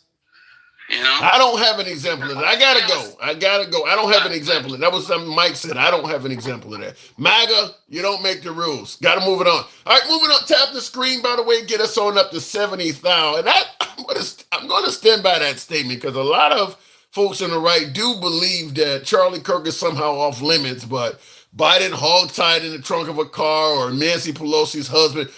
You don't get to make the rules. I cannot say that any stronger than that. Listen, and I'm going to be honest with you. If I had a child or a spouse or somebody that faced a near-death experience and somebody laughed at that, I might be wishing that something took their life as well. You don't get you got to draw the line at death. I thought you had to draw the line at attempted murder. I mean, like, shit, where's the line at? Sticky Fingers. MAGA reacts, remember, Trump is not for the people. Trump is in it for himself. He's the biggest moron on the planet, says Handsome Sticky Fingers. And also that Kamala Harris and Joe Biden, a little bit bad, but not that bad. I'm going to continue saying in addition to you don't make the rules. Look, if you take pleasure in causing pain and misery to other people, people are going to wish for your demise. There's no better way to say that than that. People are going to wish the worst happens to you. And it's pretty clear Trump, and by way of his supporters, MAGA, takes pleasure in liberal misery. Now, there's plenty of liberals that would take pleasure in Trump's misery as well. Some are going to say he was getting attacked, the 34 felonies, and people were taking pleasure in that. So Trump is, some will say he's entitled to revenge. Others will say he's just being vengeful. But whatever the case may be, if you're going to get in the mud, you're going to get dirty. And he is certainly, absolutely, without a shadow of a doubt, in the mud. Get your boy up to 70,000. Tap the screen. And some sticky fingers. MAGA Reacts wants to have things 100% or have it his way, and it doesn't work like that. It's called the double standard. Call it for what it is, and I agree with that 100%. Is that you're trying to make the rules on how people can respond to Trump's tweets and insults. You don't get to do that. You just don't. You don't, if you don't want somebody, I mean, you may call somebody fat and they may just cuss you out with everything in the dictionary. Well, I didn't cuss at you. I just said you were fat. You decided to insult. This person took it to another level. You didn't have to get in that arena. You chose to. Damn, Mike just said that man wants people hanged. Literally just said it. Said, oh, Khashoggi wasn't a good person and on and on. I didn't hear that Trump said he wanted somebody hanged. I'm not wanting to doubt that he would say something like that, but I haven't heard that part yet. But Forever CT, you're saying, yeah, he said that he wanted somebody hanged. I got to hear that. I have not heard that. Literally just said it, oh, Khashoggi, and he did say Khashoggi wasn't a good person. And that's a great point. In regards to there's a comparison that can be made between Khashoggi, the late Khashoggi, and the late Charlie Kirk. Because many people on the right will adamantly tell you or quickly tell you that regardless of, how people thought about Charlie Kirk or what he may have said, he didn't deserve what happened to him. They're not saying that about Khashoggi, even though the same applies to him. Bringing up that a man who was killed and quartered, literally cut limb from limb, was not a popular man. What relevance does that have? For President Trump to say that, this is a guy that had his life taken and they cut all his fucking limbs off and never returned the body to his family. You're telling me, okay, well, he wasn't popular? What Trump said was pretty horrible on that, and I'm pretty sure that MAGA would go apeshit if somebody said the exact same thing about the late Charlie Kirk. I just want to, there is a comparison to that. Jermaine75 says, Trump said, I hate all Democrats. He did say that. I hate Democrats. He did say that. Like I said, if you want to get in the mud, you're going to get muddy. Let me go back to the box. He wasn't making fun of it, Tim. It don't matter if you're making fun of it. Okay, so if I say that Charlie Kirk was not popular when somebody's talking about him dying, he wasn't a popular man. You telling me that's okay as long as I'm not making fun of it? I guarantee MAGA would have a problem with that. If I had a Trump supporter come on the program right now and ask me, how do you feel about what happened to Charlie Kirk? Do you think he deserved, he wasn't a popular guy. I guarantee you they would not like that. I'm not making fun of him at all. I'm saying the same thing Trump said. You wouldn't like it. Let me go back to the box. We'll continue on with James Harper. Good evening. Welcome to the program. You can say Kirk wasn't popular. That ain't going to work, MAGA. Not if somebody's asking about his death. That ain't going to work. Harper, good evening. What's going on, Tim? Shit, it's a rough day. I'm in the trenches, man. People hey, you got a new hashtag, Fluffer in Chief. Oh, what the fuck? I haven't fluffed. There's no fluff in the day. What are we fluffing on? This whole thing about Trump and his calling for people being hung. I haven't heard it. I have not heard that. He was retweeting people saying that they should be hung. But I'm gonna tell you, as a vet, it's in our oath of enlistment that we do not follow illegal orders, and we constantly get repeated lessons about that every year.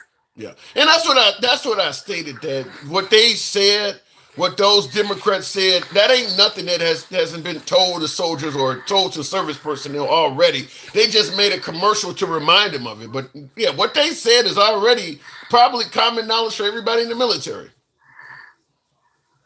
Yeah. But the problem is Trump thinks he is the law. That's his issue. He thinks what he says is the law, not what's in the Constitution, not what's already like predetermined law. What he says is the law. Yeah.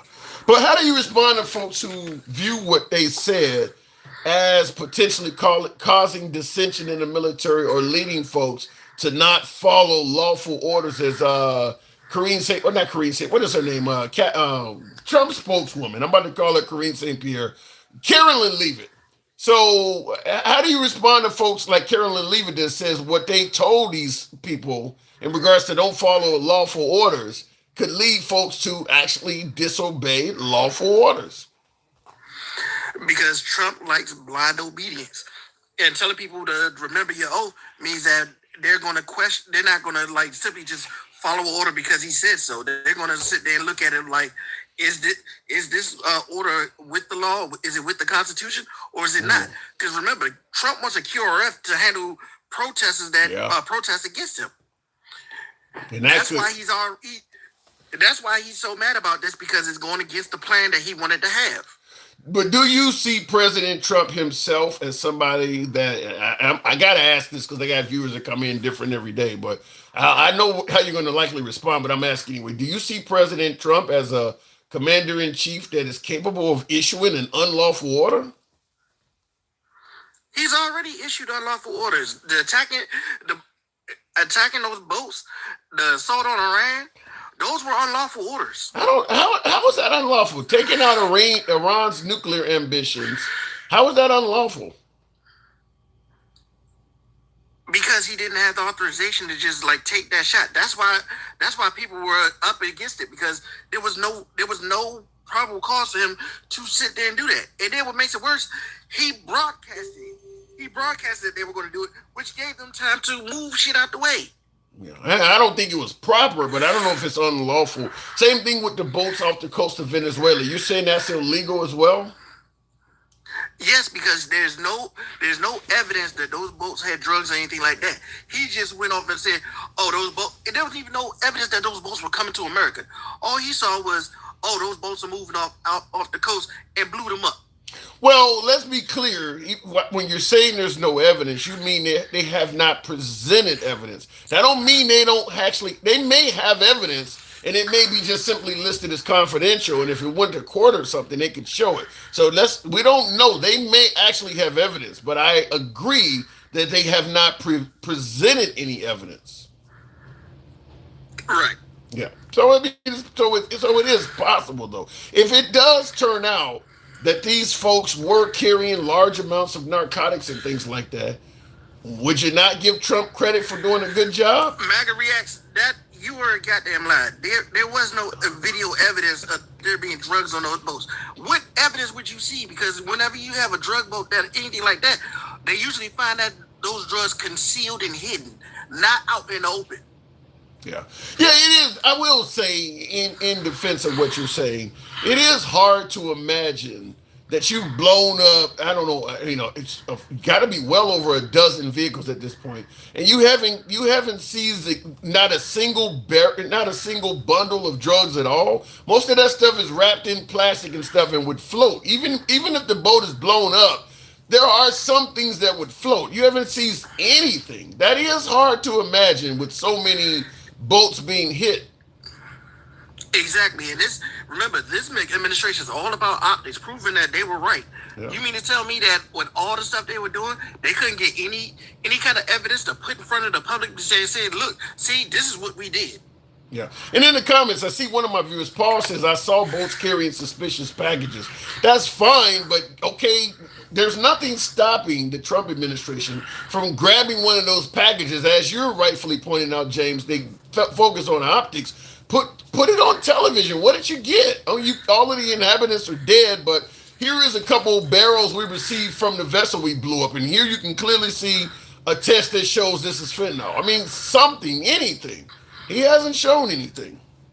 Not to mention, that's one of the jobs of the National Guard. The National Guard is one of their jobs is seizing drug boats. Anything that looks suspicious, they board and seize whatever's on it. So what do you think? They're just deliberately killing innocent people? Then Cal, thank you. They're using it as an excuse. As an excuse to just murder people at random? As an excuse to say Venezuela is doing things against the U.S. so they have a reason to go after them. And in effort to go into this country, they're just going to murder random people, is what you're saying. And in effort to get into this country, they need an actual reason. There's no military that's going against the U.S. or anything like that, so they have to go on one of the boogeyman topics, which is drugs. And what drug is the number one drug right now that everybody's afraid of? Fentanyl. Yeah. So you believe that Trump is potentially just an outright murderer then? Yes. even say it's him. I think he's just going with it. It's the people that surround him. Well, I mean, Hegseth is an idiot who thinks himself as a tough guy. That's why you saw that on that signal chat shit. He was sitting there bragging about the Houthi attacks, putting up muscle emojis, acting like the military needs to be tough. But even if you want to suggest that Trump is just going with it, he has to sign off on it. So it don't matter if he's going with it or not. He's the one signing off on it. So I mean, at the end of the day, it's being authorized by him. Know half the shit he's signing off for. He has to get explained as executive orders. Well, I mean, he knows that he's signing off on killing people because they are allegedly bringing fentanyl in the country. I mean, he's telling you this stuff. So it's hard to believe he doesn't know it. I mean, he's telling it to you. They're saying like, "Hey, this is the reason why we did this." Like, chances are, they're doing this shit without his even knowledge. Wait, say that again. They're doing it without his knowledge. Yeah, and then the comment. Well, I mean, he's kind of giving them blanket authorization. Probably, if you've seen fentanyl coming in, go ahead and do it. Or if you think it needs to be done, go ahead and do it. In the comments, someone says, "Someone tell this man saying you were a vet when you're not is illegal." What are you suggesting that my caller is not a vet? How do you know? What would he make you say that? But so because they're fucking idiots. Because I got a tour in Iraq and Afghanistan, and I went back in Afghanistan as a civilian. So tell me, how the fuck am I not a vet? Fair enough. Well, you get nothing but thanks for your service with me. I'm not going to challenge your service, but let me ask it to you this way. Now, we all know that the Supreme Court has given Trump at least some immunity, maybe a substantial amount, maybe not quite blanket immunity, but plenty of immunity. Do you believe what is going on off the coast of Venezuela, if it's going down the way you're suggesting, do you believe immunity would cover that? No, immunity won't cover that. But the problem is they won't try him until he's no longer president because of the policy of the Justice Department. Yeah. Well, because it's essentially his Justice Department. But so in other words, you believe that it's a possibility that Trump could face murder charges after leaving office. I guarantee you right now, they're trying to. The Hague probably has articles of arrest for him right now. Yeah, but we're not going to turn the former president over to the Hague. We wouldn't turn him over, would we?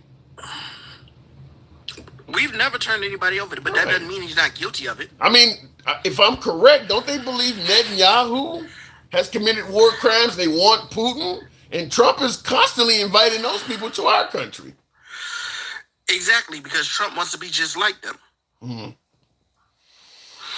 Oh, and earlier when you were talking about him sending those messages to Pam Bondi, that's negligence. No, I mean, I'm not disagreeing. I'm not disagreeing with that, but I do believe. Name a single president besides Trump that communicates on open lines like that and makes even mistakenly. Yeah. Name one. Well, Trump is definitely using social media beyond anything. Social media is still. It's still fairly new. The last three presidents, for the most part, Trump, Biden, and Obama. I don't recall too much of George W. Bush, but each president, whenever they put out a message, they make sure that message is vetted so it doesn't come back and bite them. Yeah. Trump just shoots off at the mouth and doesn't realize that 90% of the stuff he says is either lying or shit he shouldn't say as president. Yeah, the problem is, and I think Geraldo Rivera said that he used to be a long-term friend of Trump's, but he said that if he could do one thing for his former friend, it would be to control his, have control of his social media account. Somebody needs to proofread and advise him on what can and cannot be sent. And he'll just get mad. You're fired and tweet that out. And if the person, everybody finds out that person was fired by his account. He's actually running policy through Truth Social, and probably not the best thing to do. But this is the day and age we live in now. And then back to those senators that were on that video. One of them is his former chief of staff, which means one of them was in control of the military, like doing direct things like that. And he's telling people, hey, this guy's not fully to be trusted. He even said that plenty of times.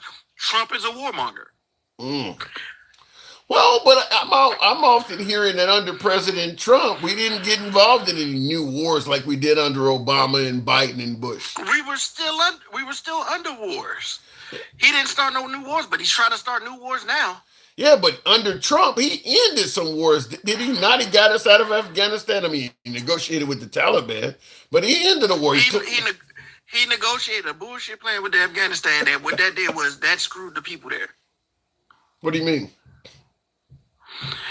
When we pulled out of there, the Taliban went in, and all the work that we did for the last like damn near 20 years was undone. But you know that actually would probably resonate with fans of the late John McCain, because he was the one that stated, we would have to stay in Iraq for 100 years. He was basically saying that the only way you're going to change their level of thinking is you're going to have to stay there forever. Now, he was talking in regards to Iraq, but that likely applies to Afghanistan. So, because what he did, like, this is what happened out there. If we left an area, the Taliban moved right in right as soon as we were leaving. So what do? You stay there indefinitely to prevent the Taliban from taking hold? Because the people they don't have the will to fight against the Taliban, because some of that is fear, but some of that is also fear of Allah. Allah tells them they should live the life the way the Taliban is saying. Women are at the bottom of the scale. Men have hierarchy. I mean, so even if they wanted it depends. Just like Christianity, Islam has different denominations. They don't all think like that. Yeah, but in Afghanistan, they're pretty far to the right, are they not? Not completely, because if that was the case, they wouldn't have sided with us and like helped us out as much as they did. Yeah, I mean, most of those people just want to live in peace. Yeah, but they still would want. I mean, do you think if the Taliban was not in control of that population, do you think that population women to have the same rights and privileges as men? They were already making the changes in places like in places like Iraq. They were already making those positive changes. What ends up happening is these control groups come in and they get rid of anybody who thought that way. Yeah, well, that's kind of how it happened here too. All right, I got to move it on, James. But so you do see what these Democrats stated is just advising them, don't do some dumb shit on behalf of the president. Right. It basically is them saying like, hey, things like I was following orders is not going to save you in the court of law. Yeah. But back to MAGA Reacts talking about, and his whole like the left is mean, and they weren't saying that shit when they had the Trayvon and the George Floyd challenge, when they were sitting there like, oh, you didn't forget about that? Trayvon and George Floyd challenge? What is that? Yes, they had where they had the Trayvon challenges where they had people in hoodies laying down on the ground like they'd been shot, and the George Floyd challenges where they had somebody put their knee on their neck and talking about some, oh, I can breathe, see, I can do this. Yeah. They were making fun of their deaths. That's a good comeback. I didn't know about that. So when MAGA Reacts was talking about some, we can't be saying that about Charlie Kirk. Charlie Kirk was even talking about that. He said that gun deaths was necessary to keep gun rights alive. Charlie Kirk also said we need to bring back public executions. I don't think he ever thought he'd be executed in public, but exactly. That's the thing, and that's the thing that people were talking about. They weren't just celebrating he was dying. They were talking about the irony of his death and how his own words came back to haunt him. Yeah. He prophesized his own death probably better than Tupac, but it is what it is. James, appreciate you coming through. No problem, Tom. Anytime, man. All right, moving on with the program. Stumpy Finger says the person who made a statement about the veterans, leave them people alone. Fair enough. All right, real quick before we get on to the next caller and tap the screen, get the likes on up to 90,000. We can do that. Thank you folks that are doing it. Feel free to follow the program if you're currently watching on Facebook, Instagram, or TikTok. Watching on YouTube, go ahead and give your boy a sub. We're here most weekdays, and smash that like button.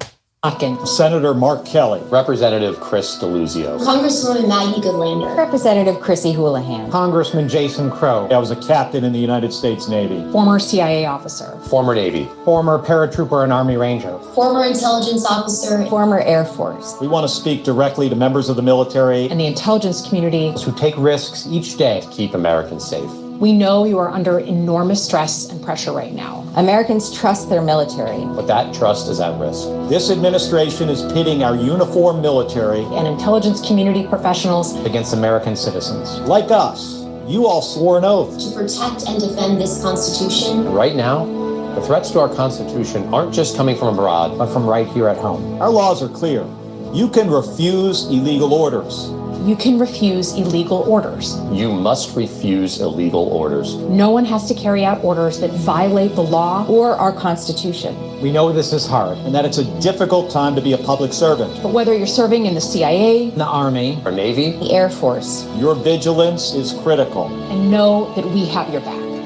Now that may end up coming. That may end up being something that is needed. She says, "No, we have your back." So if something happens and the Trump administration goes after someone, they're gonna be crying out, "I thought you had my back."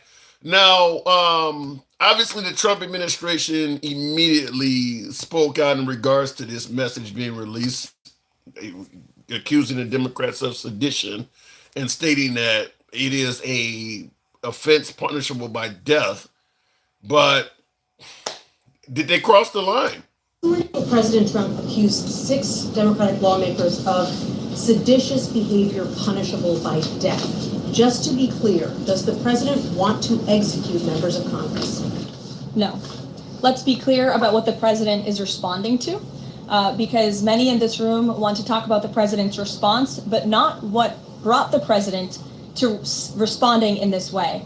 You have sitting members of the United States Congress who conspired together to orchestrate a video message to members of the United States military, to active duty service members, to members of the national security apparatus, encouraging them to defy the president's lawful orders.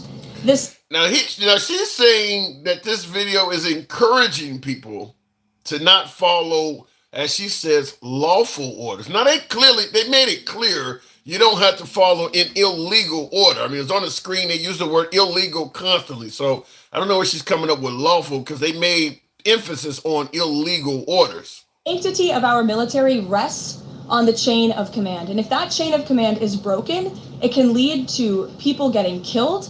It can lead to chaos. And that's what these members of Congress who swore an oath to abide by the Constitution are essentially encouraging. We have 1.3 active duty service members in this country. And if they hear this radical message from sitting members of Congress, that could inspire chaos, and it could incite violence, and it certainly could disrupt the chain of command. Now, her statement that this could incite chaos, MAGA reacts in the comments, ask a very good question. Who decides what is illegal and what is legal? That's a good question, because the military can order you to take someone's life. And if you think that life does not deserve to be taken, do you get to say no? Because it may later come out through intel that this was a bad person. So I'm not going to totally disagree with Carolyn Leavitt. It could incite some chaos based on the question that MAGA Reacts asked. Now somebody says the Constitution. We do a lot of unconstitutional shit in other countries all the time. But let me go back to the box. We'll continue on with Gangsta Grandma. Good evening. Crime is legal if you make a big donation to Trump. Get lost. Yeah, there's some validity to that.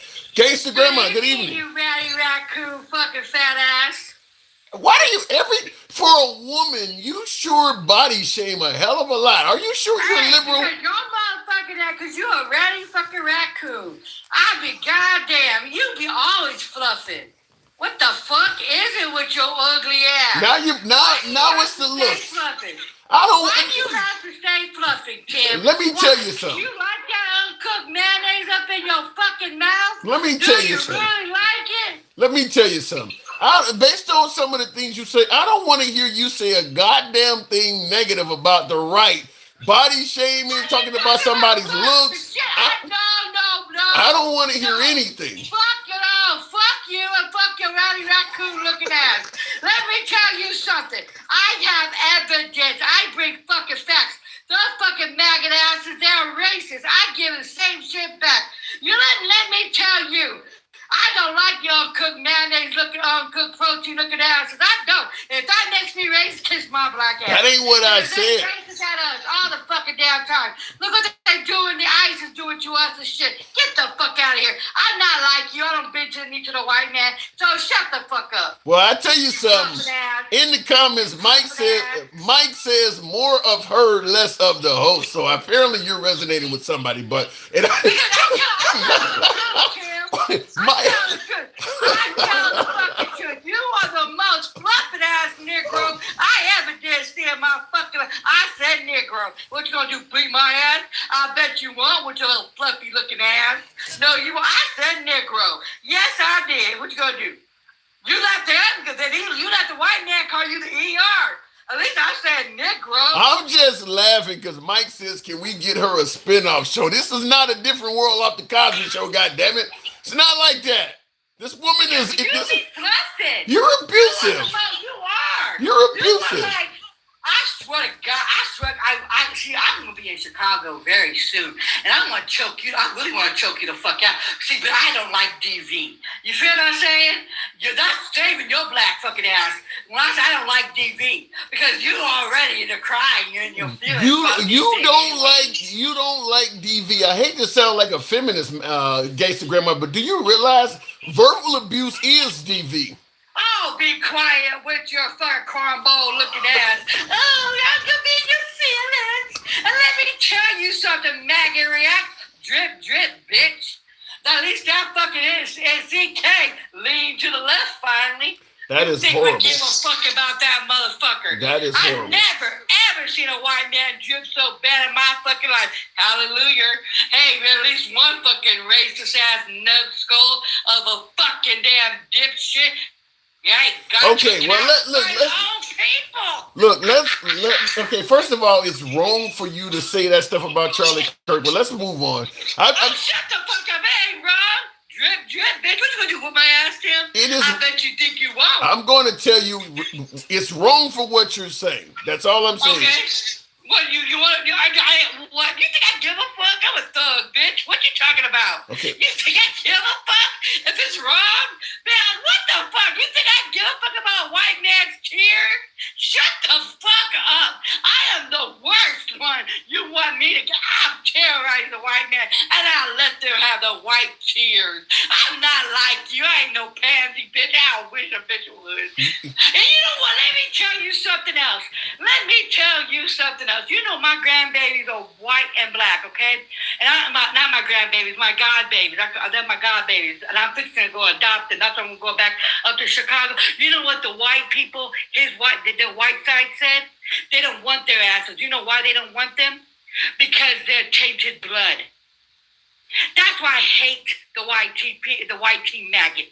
I hate because of one person. You're gonna hate a whole group. Wait. They got African blood in their ass. You're gonna hate a whole group of people because you met one racist. Well, maggots, yep, so do. I hate the maggots, not our allies. I hate the maggots because you know why? Because the people that my friend, I so love my bestie, but boy, when I told her she laid down with the white tea devil, she sure fucking damn did. Rosalind. She didn't even know she did until they came up and told her that and when she dies, they do not want the kids because they have AKA African blood in their ass. Rosalind.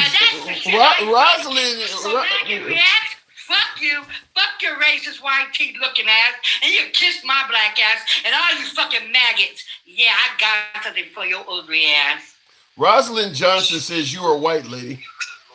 Bitch, if I was white, come and tell it to my face, though. I bet you would, though. And I'll show you who the fuck is white. That's how dumb these motherfuckers are. Oh, you're because I'm light skinned. Get the fuck out. My mom and dad darker than your ugly ass. In the comments, Native Joe says she is content. Get her back on the show sometime. You must be new to the show because she's here frequently. But I think that she goes overboard. She seems to be hateful. I'm not like you. See, let me tell you something. I would never have a fucking uncooked protein in my fucking mouth. I would never bow down to the fucking white man. I tell you, I like How about this? People that are normal. How about this? Here's a question for you. By the way, folks, help your boy get the TikTok cap go. I haven't asked that, but support the damn program. It ain't easy taking this shit. Tap the screen also. You're wiggling. I have bigger balls than you, and I got coochie. Ain't that about, bitch? I got coochie. At least my damn coochie don't look like that fucking shit that you be fucking on. Uncooked, looking like fucking roast beef on crack. Coochie? I've heard that term in so long. I sure do. I'm cooked. I swear to God. I tell you, Tim. Coochie? I tell you, Tim, you don't like black women. You degrade all of us. You sure do. What the hell? Yes, you do. You don't know. You like that uncooked veal sausage looking nasty crack. What the hell? You know something? Based on what you're saying, George Gaines 20 in the comments says that you're an undercover racist. I ask, is it really undercover? Oh, okay, if I'm undercover, kiss my ass. I'll be the undercover racist bitch, because I guarantee your white tea ass would never come for me. Do you understand? You would never step up in my shoes and call me out my fucking exam. I'll beat your ass.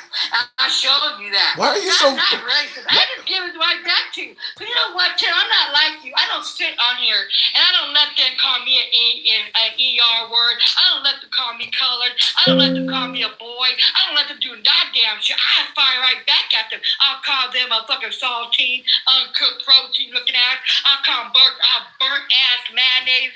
Jock ass shit. I call them everything. I even call them cockroaches or fucking rain. Every damn thing. I call them everything. Wait, when you say, because I get different viewers on the show, so people who may have not heard you before, what is uncooked protein? You don't know what, you have it in your mouth all the damn time. What is uncooked protein? Have you ever seen a white man ding-a-ling? I tell you, when you see a white man ding-a-ling, you would see it. You would see uncooked. They say they vanilla, honey. That ain't no damn vanilla. That is like you see the and it's like you see everything. You see the veins, everything. At least with a chocolate motherfucker, a chocolate man, you don't see it. Oh my God, it's all creamy and chocolatey, and then you have some damn color to it. No, there's no damn color. It's fucking pink, like a Vienna sausage. Have you ever seen a Vienna sausage? Those little white, those little ringing things, those little ding-a-ling that's in a can, and it's like pink and like that uncooked. God, I tell you, that is the white man's ding-a-ling. And if you see that, I promise you'll go black. You'll go chocolate. You'll go Mexican. You'll go every damn color. But you'll never go that way because... Wait a minute. Why are you criticizing someone for the way God made some people dark? God didn't cook them right. God did something. God gave them something. Because I don't know. Because God blessed my black men very well, honey. BBC all day. See, God loves our black asses. You know why? Because God's black. And God said, you know what? They got the best dang-a-ling. They did some white man. Golly, I tell you, when you say, I'm assuming because we're talking politics. So I'm going to assume when you say BBC, you mean British. You mean British Broadcasting Corporation when you say BBC, right? No, BBC. I can't say because I'll go to prison for the rest of my life on TikTok. We're talking about the news network, the BBC. No, I'm talking about the dang-a-ling. You know how black men is. My God. That's why they have the white women sprung like T-Pain. Because they be obsessed with the dang-a-ling. They do. They like their chocolate dang-a-ling too. But unfortunately, the black men really don't like I think just talk shit about them and throw them to the curb. Mm-hmm. And I see in the comments somebody said, I'm betting. Someone states that your black ass is gonna be Get the Fuck Out. Have you ever seen that movie, Get the Fuck Out? Yeah, it's a good movie. Honey. It's a good movie. That's why I'm telling you, you're gonna be friends with these little mofos, and you will get that movie, Get the Fuck Out. You know what I mean? Yeah. I see in the comments somebody says someone states someone says I'm betting money that thing is 100 pounds overweight and in the wrong places. I bet that thing that you talking about me, I bet you won't say it to my face, sir. So I'll give you $1.50 that you'll never forget. And you'll be leaning way to the fucking left, squirt all over the place. Don't fuck with me. I'm telling you, don't fuck with me. See, that's what that's what I'm telling you. See how you like your little maggots? They like talking mad shit, but when they get to your fucking face, I guarantee you, they melt like fucking damn ice cream. They just melt. Like, you know what I mean? Like, get the fuck out. They big and bad over the internet, but when it comes to my fucking face, I guarantee they won't. And I see in the comments, PPF Rent says, Sandra K. Ward, you support Trump. Sandra K. Ward is a friend of the program. She is MAGA. Good evening, Sandra, if you're in the comments. I just saw that, but I don't know. She's white. That's why you like that coochie, huh? What does it got to do? Why does skin color have to do with this? Let me tell you something about you. See, I had to, like, you know, like, you get on my fucking nerves to a fucking point that I want to choke you the fuck out because you always got something negative to say about black women. That is not true. That is absolutely not true. No, it's not. Yes, it is. No, it's not. Every time you got open your black fucking ugly ass mouth half the damn time, and you said, oh, she's not equipped. Oh, she's not that. She's not that. But yeah, when it comes to a white girl, you know what? Her coochie looks good. It didn't look bad. What the hell are you doing? Okay. Was she the hoe? I said. Okay, hold on. I stated that there are nude photos of Melania Trump, and she does not look that bad. Fucking hell. All fucking boxed up. She has, you know what? A black woman. Yeah. Thank you, Jackson. They got the ass, they got the titties, they got the face and everything. And they don't have to go and get BB every damn thing else. They really don't have to do all that. They got gorgeous ass body. You go to a white woman, okay? They gotta get the ass and shit like she did. She's all fucking plastic hell. Even though fucking coochie probably looks fucking plastic ass. That's why it looks all fucking deformed and shit. You fucking know what I'm saying? I'm telling you, that coochie, I went straight. When I seen that coochie, I could never go white on coochie. Well, speaking of coochie, Mike in the comments, Mike says white coochie is the best coochie though. It's how God made. It's how, but he says it's how God made them, and that's what he says. Yeah, God made them fucked up because they ate the fucking apple, bitch. Yeah, what? That's why they made them fucked up. The damn man's all fucking jacked up, look like Vienna sausage on crack. Then the damn women, but JJ's look fucked up, tore up on the floor. With fucking what is that damn roast beef looking ass? Uncooked roast beef. What the fuck? Yeah, God punished your ugly white tea asses. Uncooked. But he ain't punish our black asses at all. At least we got our coochies looking fire as hell and melting your fucking mouth and every damn thing else. You can never say that shit about white women shit. Can you? No, you can say they give me the JJ shit. Uncooked roast beef. Roast beef looking trashy ass. Yes. You just. I'm bisexual. I love me some coochie all the fucking damn time. You know what I'm saying? Straight the fuck up. I believe you just have an issue with white people. You sound racist.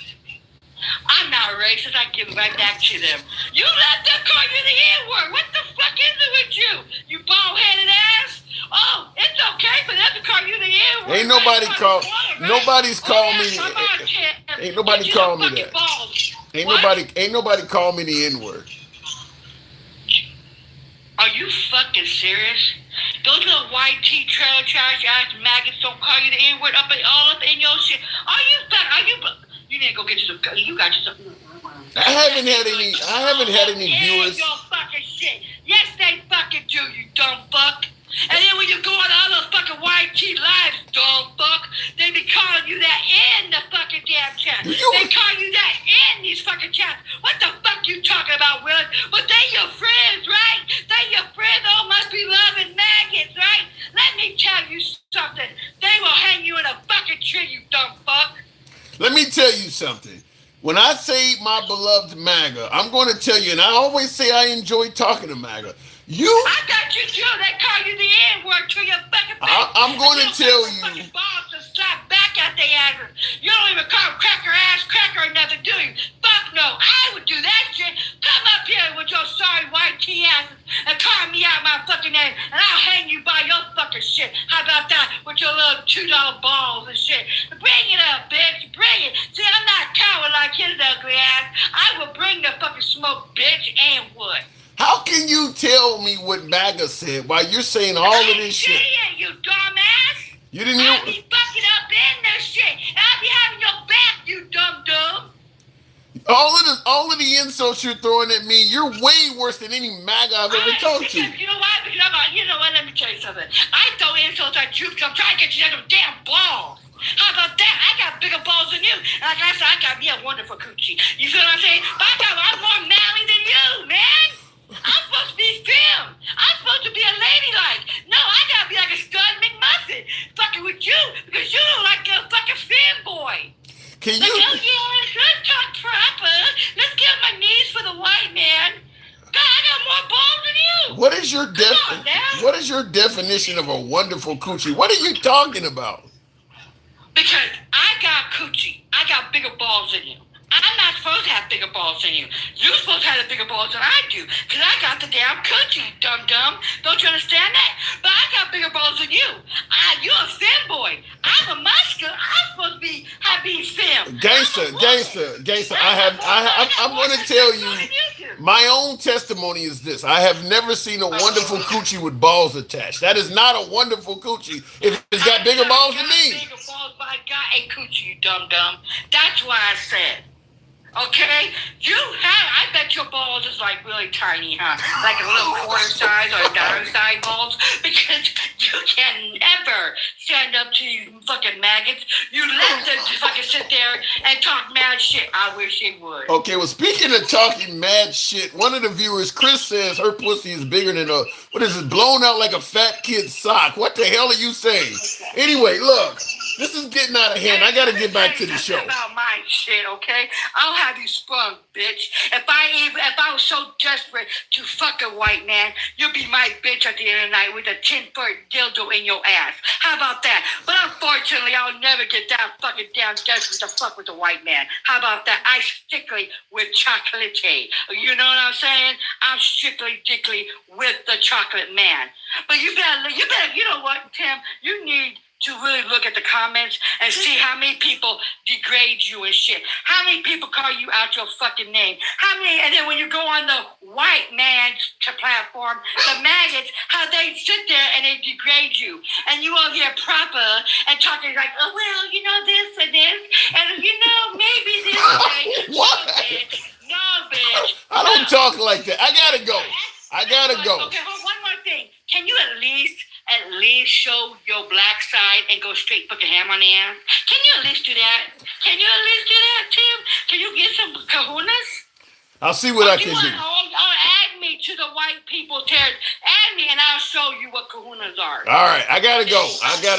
We run a respectable show here, folks. We don't go ham on our guests. That's not how we do this. We are indeed.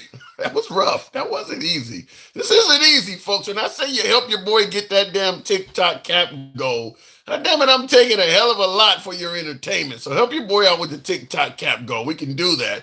Show your boy some love. Tap the screen. Get us up to 110. You enjoy this type of ridiculous shit where the host gets criticized constantly for simply being in the middle. Feel free to follow the program if you're watching on TikTok. If you're currently watching on Facebook or Instagram, if you're watching on YouTube, go ahead and sub to the program. We're here most weekdays. You deserve it, Tim, after that. How the hell do I deserve all of that, Mr. Magic? How the hell do I deserve that? God damn. The divorce court judge didn't do me that fucking bad. Tap the screen, get the likes up to 110. Too much hate, says Robert Kennedy. Robert Kennedy, all right, says too much hate. No, he don't deserve all of that. No, I don't. I do not deserve all of that. It's not easy being this man. Tim need a first aid kit after that beat. Yeah, the crazy thing is she's telling me how bad MAGA treats me while treating me significantly worse. I do appreciate those who are helping your boy out with the TikTok cap goal. Thank you very much. Continuing on, though, with the program. We'll go back to the box. We're talking about the actual... Get back onto the actual topic of the show. We're going to go into the notion of, and thank you very much, Kelbrew75. Gen X, fuck around and find out. I think I've already found out after my last caller, but Gen X, good evening. Man, I'm going to make her right. Tim, use the N-word. All right. Don't do that. What is the matter with that woman? What is it? She says, show your black side. The only thing that ain't black on you is your eyes and teeth. Hey, you just gonna live up to the fucking stereotype, right? You gonna live up to the fucking stereotype that she was talking about. Oh, man, bro. I'm over here, and I normally don't listen to her. I'm laughing so hard, I'm fucking crying over it. I was so tired of listening to her, I wanted to hear King Finn. And you know what me and him go. Oh, my God. Oh, my fucking God. You guys are crazy. Listen, this shouldn't be this easy. This shouldn't be this hard. You guys make this rough. God damn. What about? She's a live wire, bro. She's a live wire, that one. Yeah, she's passionate. She's a passionate individual in regards to politics. She thinks I'd say us MAGA treat you like God compared to her. Well, she thinks you guys are all racist, man. She thinks you guys hate brown people, brown and black people. She thinks you guys are racist. I don't. I'm just saying Not all MAGA are white. All right, let me clear that up. True. Well, that is true, but most of them are, right? Overwhelming. I think the overwhelming majority of MAGA are white. I mean, I'd say that's fair. That's not incorrect. What did you have, like 2.5 protesters on January 6th? There were black people. You had like 2.5 of them out there. But there wasn't that many. Yeah. I'll give you that. There wasn't that many. Shit. I mean, when you look at the footage, there's more pictures of trees than there are. Here's an interesting demographic for you. Like my fraternity, if you're in Montana, most of us are white. Yeah. If you go to California, most of them are Mexicans and blacks. Believe it or not. Yeah. There's a lot of white dudes too, but there's an equal amount. It's demographics, man. You know what I mean? Yeah. Well, I mean, you got to think though. California used to be, some of that used to be part of Mexico, did it not? I think most of it did. So, I mean, you're going to have a lot of ancestry. I mean, you get down there in that area, you're talking about places that we kind of took from the Mexicans. So their people are still there. Just like you guys got a lot of natives in Montana. You got a lot of natives in Montana, don't you? Yeah. There's a lot of natives here. Yeah. Yep. So I mean, there's a historical precedent to that. But getting on with the show, did you hear? I'm sure you saw. I played it here. I don't know if you were here watching it, but the Democrats are letting the military know that you don't have to follow illegal orders. And the Trump administration is referring to that as sedition, as you see on the monitor behind me, suggesting that it is punishable by death. Do you believe that the Democrats, committed an act of sedition? I don't believe it was sedition, but I do think that they violated 18 U.S. Code 2387, which makes it a crime to cause or attempt to cause insubordination, disloyalty, or refusal of duty in the U.S. Armed Forces. Give me that USC 18. What is it? Wait. Give me that code. USC 18 what? It's 18 U.S. Code 2387. And give me the definition of it. What is it? It's a crime to cause or attempt to cause insubordination, disloyalty, or refusal of duty in the U.S. Armed Forces, or to obstruct recruiting or enlistment. But the law also prohibits distributing written or printed material, literature, that advises these actions. Now, the reason I think they violated, because one comment that they made in their little spiel, the threats coming from home. Those 5 words alone imply that the threat is that what they need to focus on is coming not from outside the United States, but from within. Okay. And just that implication alone, I agree with your guest Harper that's not necessarily a violation of the law, but I also believe that it's close enough to charge them and let the courts decide. Well, and I'm going to tell you in regards, because I just played the clip, in regards to the threats coming from home, they talked about, you take an oath to the Constitution, and those threats can be threats coming from home. So they're indicating a threat to the Constitution coming from home. So to challenge that in court, you just have to show that Trump has done something unconstitutional in America. I think they could win that challenge, Gen X. I mean, stop and frisk, free speech, talking about taking networks off the air. I mean, he has challenged the Constitution. I think they could win that. That's not the argument, Tim. The argument is distributing material that advises actions of insubordination, disloyalty, refusal of duty. You can't do it whether it's right or wrong. That ain't what you just said, though. You said the key phrase is them using the threats are coming from inside. And I'm saying when you hear what they said about inside, they're talking about the Constitution.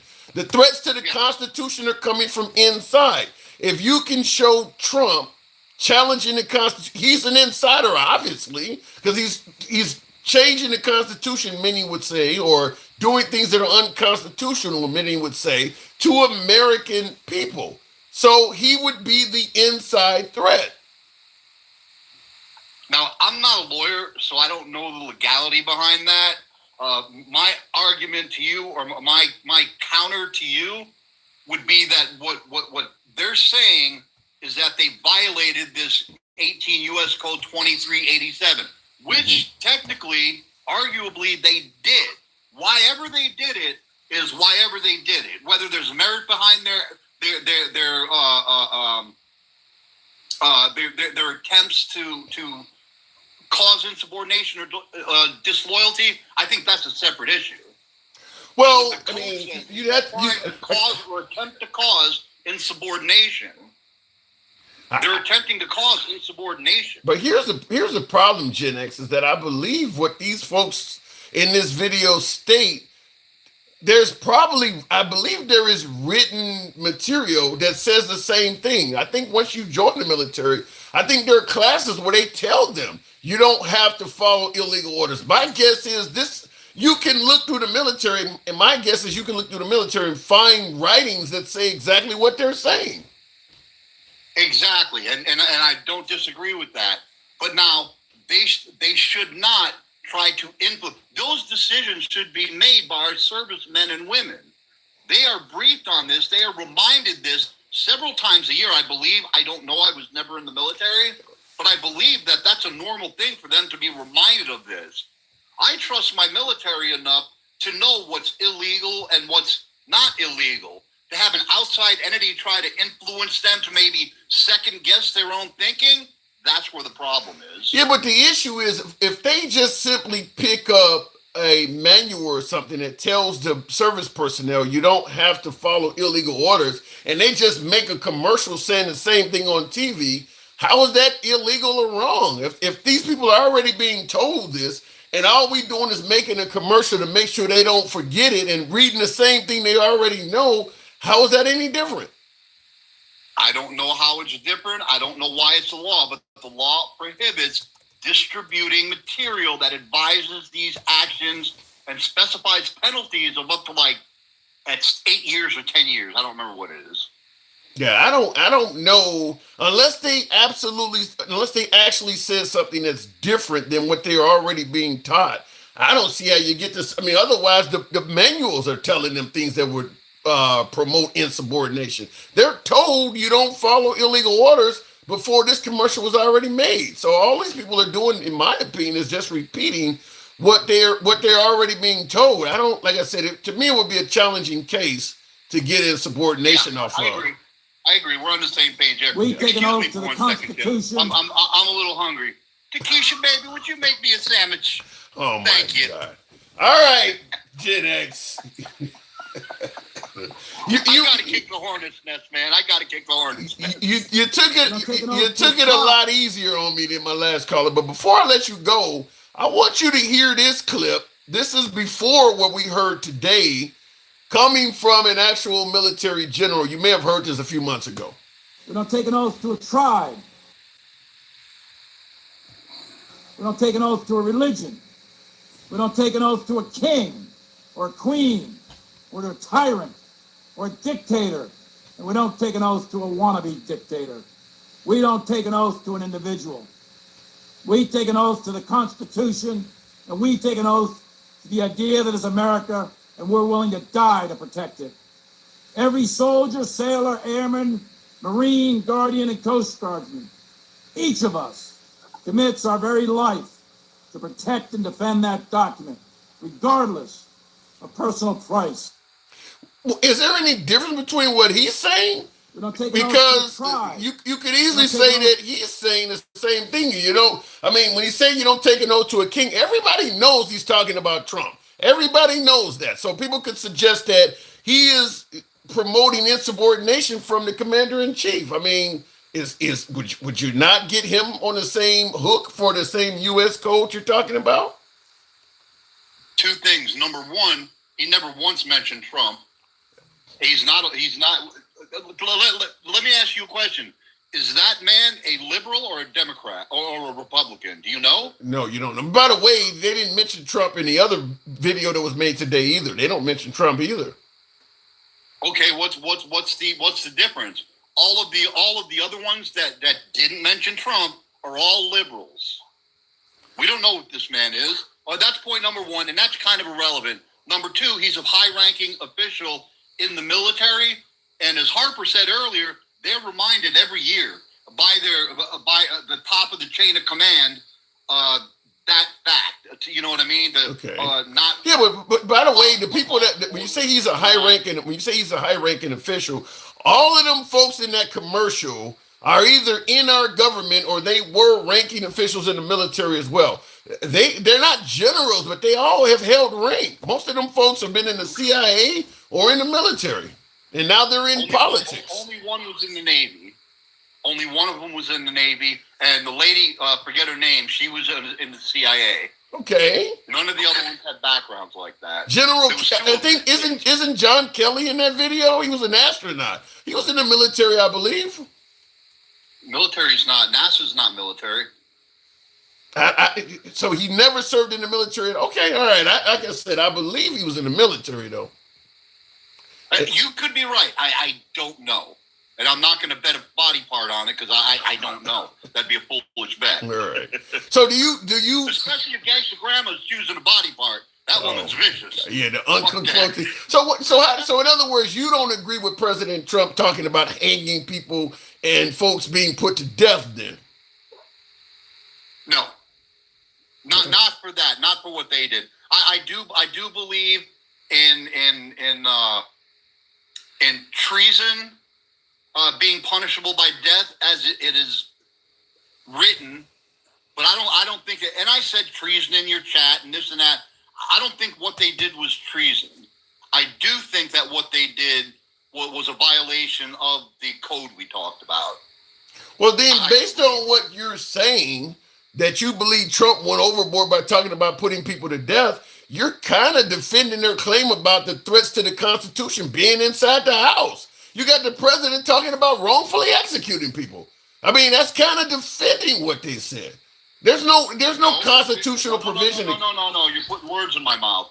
You're putting words in my mouth. Correct me. If they were convicted, if anyone was convicted of treason, which you're saying it's not, which you're admitting this is not sedition or treason. You're admitting that. So Trump talking about they should be put to death for a crime you don't even believe they committed. How is that not the threat being inside the House? That ain't coming from Venezuelans. It's coming from the president. Because what I don't agree with Trump on is that it's treason or sedition punishable by death. That is what I disagree with him on. Right. So, but you do understand. I don't think they did what he said was wrong. But you do know who would just judge them as committing sedition and just execute them, right? That would be done by a king. This is what people are talking about when they say no kings. He's creating his own violation of law and suggesting a punishment for it. That's what a king would do, Gen X. I don't see him as doing that, but okay. You just admitted. You see the quote he said is punishable by death. What do you mean? All that he's not doing is showing up with some type of electric chair or something. No, see, there you go. You're putting words in my mouth again. That's not those are coming from me. Said that's what he believes. That's not what I believe. What he believes and what I believe are two different things, and I disagree with what he believes. 100%. Okay. Do you believe? And there's a big difference, brother. There's a big difference. To me, the only difference is that he's not allowed to live out his king fantasies yet. But I mean, let's face it. If he could be a king, these people would be in danger of being executed. I mean, he's clearly said they deserve to die. The only thing stopping him is the fact we have laws.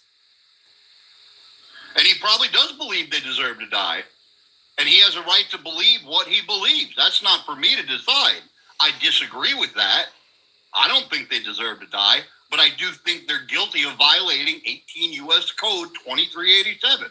That I believe, which is written down as penalties of up to 8 or 10 years in jail if they're found guilty. How about this before I let you go? Selfless in the comments is paraphrasing you by saying, or summarizing your comments by saying, I disagree with everything he says, but I still love him. Cult. So the suggestion is that you're admitting you disagree with everything he says, but you still really like the guy, indicating that shows that you're in some sort of a cult.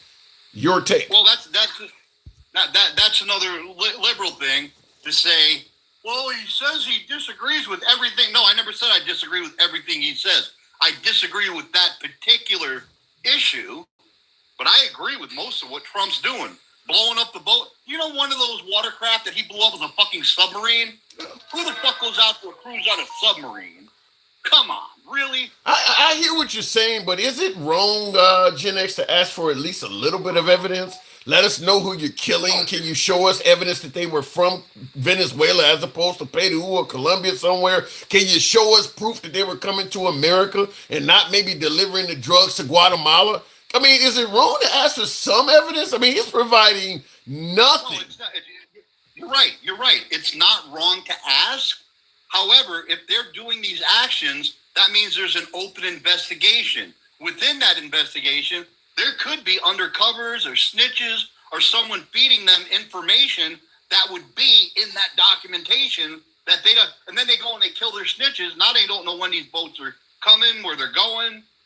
I mean, that could be the case. You're giving them the benefit of the doubt, but his detractors are going to also say he could just be lying about all this shit. Fact is, we don't know because he's giving us nothing whatsoever. If you support him, you're going to make statements like what you're saying. It could be this. He could be doing it for the. If you don't support him, he could be completely lying to us all. He's not being transparent is the point, Gen X. Nobody knows. So he's leaving the door wide open for us all to speculate. Because they're telling us nothing, and some of what they are telling us doesn't fit logistically, such as these boats being capable. The submarine you're talking about, you think that sub could have reached America 1,700 miles away? You know how much fuel you can fit in a small submarine? We don't know how big the sub was. They didn't tell us that either. That's true. Right. You're giving us nothing. So at the very least, you can't complain about people speculating. You're providing nothing. There is zero transparency on this. We just have to take what you're saying as the truth. And we're talking about an administration that we have caught in lies. Epstein's whole saga and scandal shows us he's not always honest. And how many times was Trump mentioned in the released Epstein files? I believe his name is in the Epstein files about 1,000 times. No, accusing him of wrongdoing. My bad, I misspoke. Well, how many times is he accused in the Epstein files of doing any wrongdoing so far? Well, yeah, I get your point. He wasn't accused at all, but I'll tell you this. When one person has committed suicide, another person has been given minimum security and greatly upgraded her conditions in prison, other people have been paid off, does it really shock you that everybody thinks he's a great guy? And there's nobody around. The people that are around, he's rewarding them constantly. Of course he's great. You're kind of moving the goalposts. How? I get your point. How? I mean, like, listen, there is no neutral party. He's paying off people. People got NDAs and stuff. Somebody turns up dead, just decided they didn't want to live anymore. And now this woman is in minimum security, and he hasn't explained. Do you have any concern whatsoever why she just suddenly got her living conditions greatly upgraded? And who turned up dead?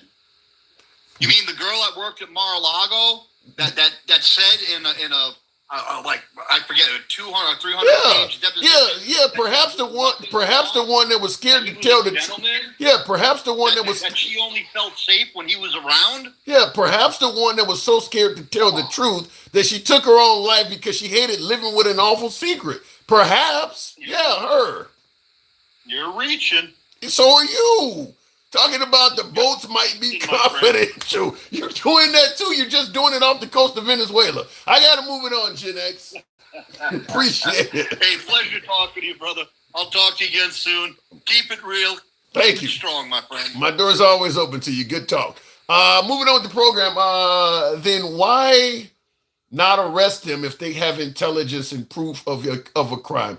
That's my take as well. Our treatment or our way of addressing drug dealers and folks like that has always been capture them and bring them to justice. It's never been to kill them on sight. And by the way, when you don't show any evidence, no transparency, it sure does give you a lot of leeway to kill innocent people and get away with it. Or even hide a mistake. Maybe you thought somebody was a genuine bad guy and it turned out you blew up the wrong vessel. Because you don't have to be transparent, you don't have to tell anybody.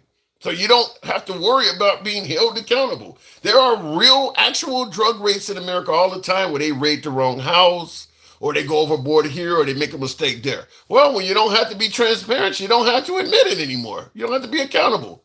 Just blow it up and just tell people whatever. Tyron Blue, I watch and listen to political-based shows mostly all day. I must say, I enjoy your show the most. Keep up the good work, Tyron. Thank you. That makes me feel really warm inside after a nice conversation with Case the Grandma. Thank you, Tyron Blue. Thank you for the support. Thank you for the compliment. Thank you for the TikTok cap, Den Cal. Speaking of which, going back to the box, tap the screen, get us on up to 130. We can do that. Tap the screen. Den Cal, good evening. Welcome to the program. This was about the video, not Trump. Yeah. Den Cal, good evening. Good evening. Now, as a former service personnel yourself, a service member yourself, or retired, by the way, you're retired, right? Yes. Okay. As retired military yourself, U.S. Code 18-2387 is what Gen X was talking about. Do you believe said code was violated? No. I had a short conversation with Gen X offline about this situation. I read it. I understand it. The main part you have to look at it that makes this different is they're saying don't follow illegal orders. Illegal There's orders. nothing in that code that contradicts that, or saying like they're saying don't do something illegal. How could that be illegal to say don't do something illegal? Yeah, but what about what he said? That you could, if you're going to cause, what did he say? Cause or attempt to cause insubordination. Now, as MAGA Reacts asked in the comments a while back, he said, who gets to judge what is an illegal order? Let's say, for instance, the military orders you to destroy a boat off the coast of Venezuela. Do you, as the guy controlling the gun off the side of a destroyer, or the guy hanging out of a Black Hawk with a 50 cal, do you get to decide that that's an illegal order? Maybe you do see young kids or something on the boat. Does that lead that helicopter gunner to potentially say, I'm not going to follow this order? And it may turn out later on that the kid was also making cocaine. I mean, so that's what I'm saying, is it could cause some chaos, could it not?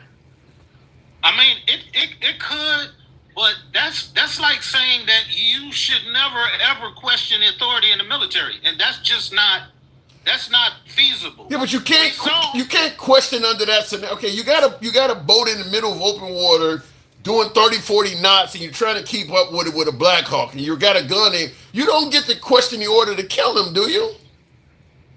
Yes, you do. In the middle of the battle.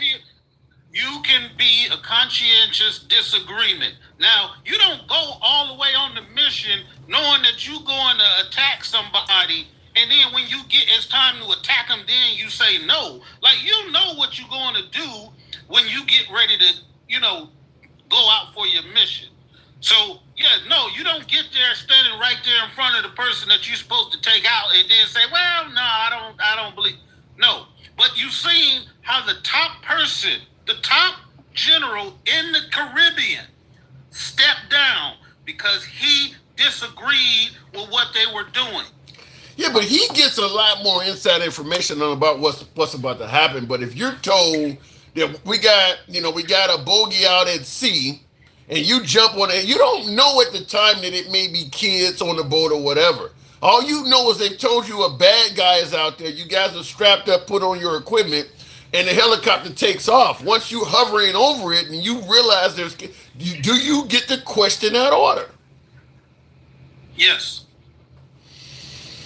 Yes. And now if you're gonna have to go. You're gonna have to go through the process. You're gonna have to go to a military court, and then they're gonna have to. But you got to remember, right? The same orders that he's telling people to take right now, that same stuff is going through our court system right now. Why? Because we don't know if it's legal or not. Right. If it was legal, we wouldn't even be going through this. It wouldn't be going through the courts or anything. Yeah, and in the comments, Takesha says, Tim, you ain't served, so how do you know? That's why the hell I'm asking somebody in the military, Takesha. What was the first question I asked him? Are you military? Are you retired? Everything I'm asking him is a question. I'm not telling them shit. I'm asking them. Did you not hear the program? And I can tell you as somebody who served, there's been plenty of times when I have questioned orders, and I'm talking about little shit. You know what I'm saying? Mm-hmm. Not whether I'm going to go blow up a boat full of people that I don't know what the hell's going on. I've questioned whether I should be able to use specific boats that have specific metal in it that I know are not conducive, to the application I'm using it for. Like, yes, you can ask questions and you cannot do something that you believe is illegal. Now, are you going to go through a process? Yeah, you're going to have to go talk to the captain. If he tries to punish you, you're going to have to ask for extrajudicial hearing. Yeah, you're going to have to do all of those things. But you got plenty of room to stand on if you can point to the American courts right now that are trying to figure out whether this shit is legal or not. You got Congress people saying that this is extrajudicial killings that are not authorized through international or American law.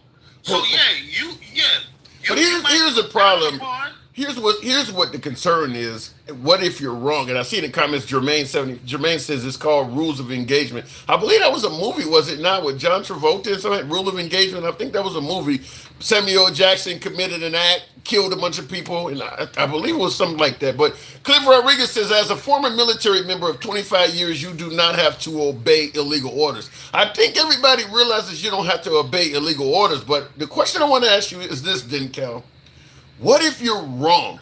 What if you, in the scenario I presented, you've been told there's a bogey out at sea, you get in the helicopter or you're targeting something at sea and you notice there's children in it, you feel that killing kids is an illegal order, you refuse to follow that order, and it turns out later that those children were part of making the product. Just like in Iraq and Afghanistan, children used to carry IEDs, and you don't want to take a child out and you find out later the child's got something under him and he's about to blow everybody up. So what happens if you're wrong? What happens if you think that it's an illegal order to take out a child and they are able to show that child was part of the problem? That scenario can happen in all phases of American life.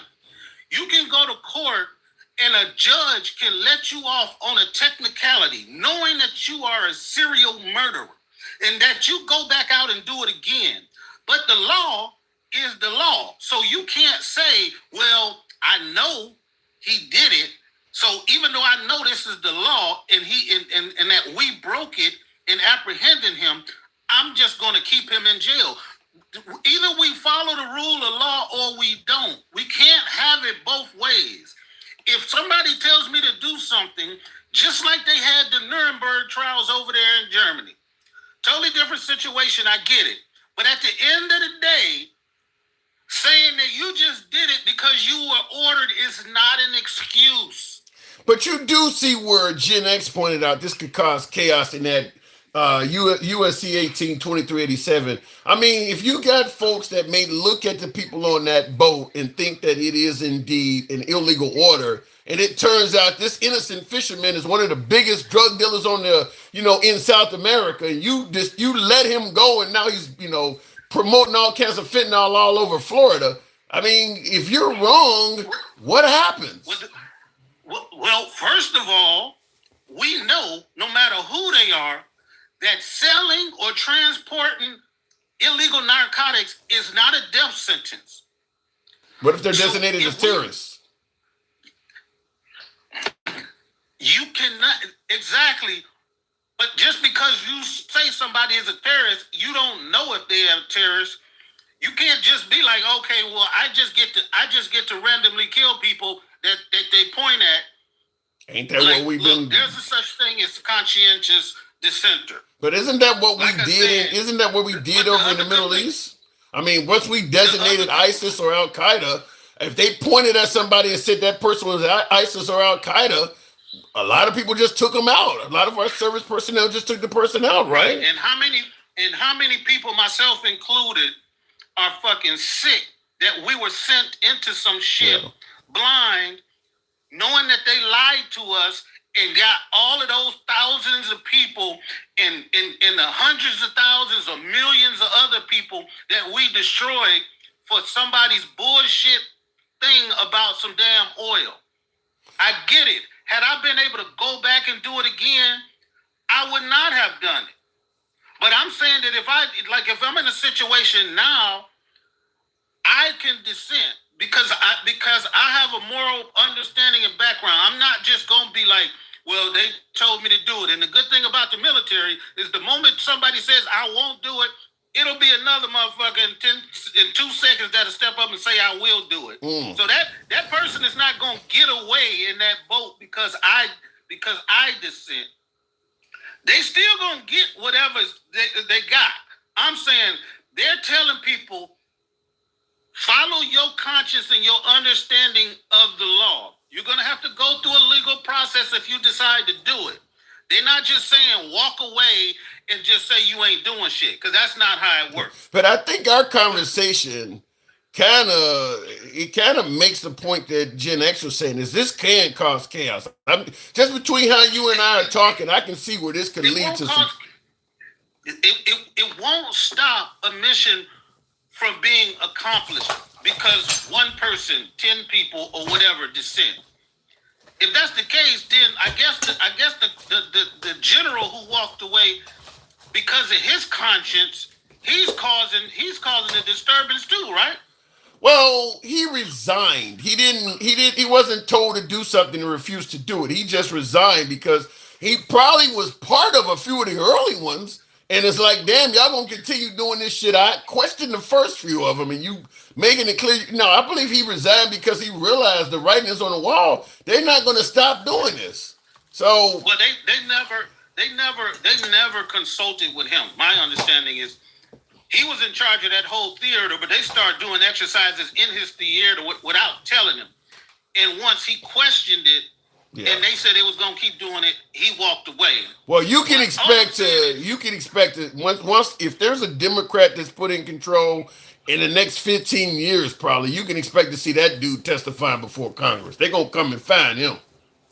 Yeah, it ain't gonna take that long. It's not gonna take that long.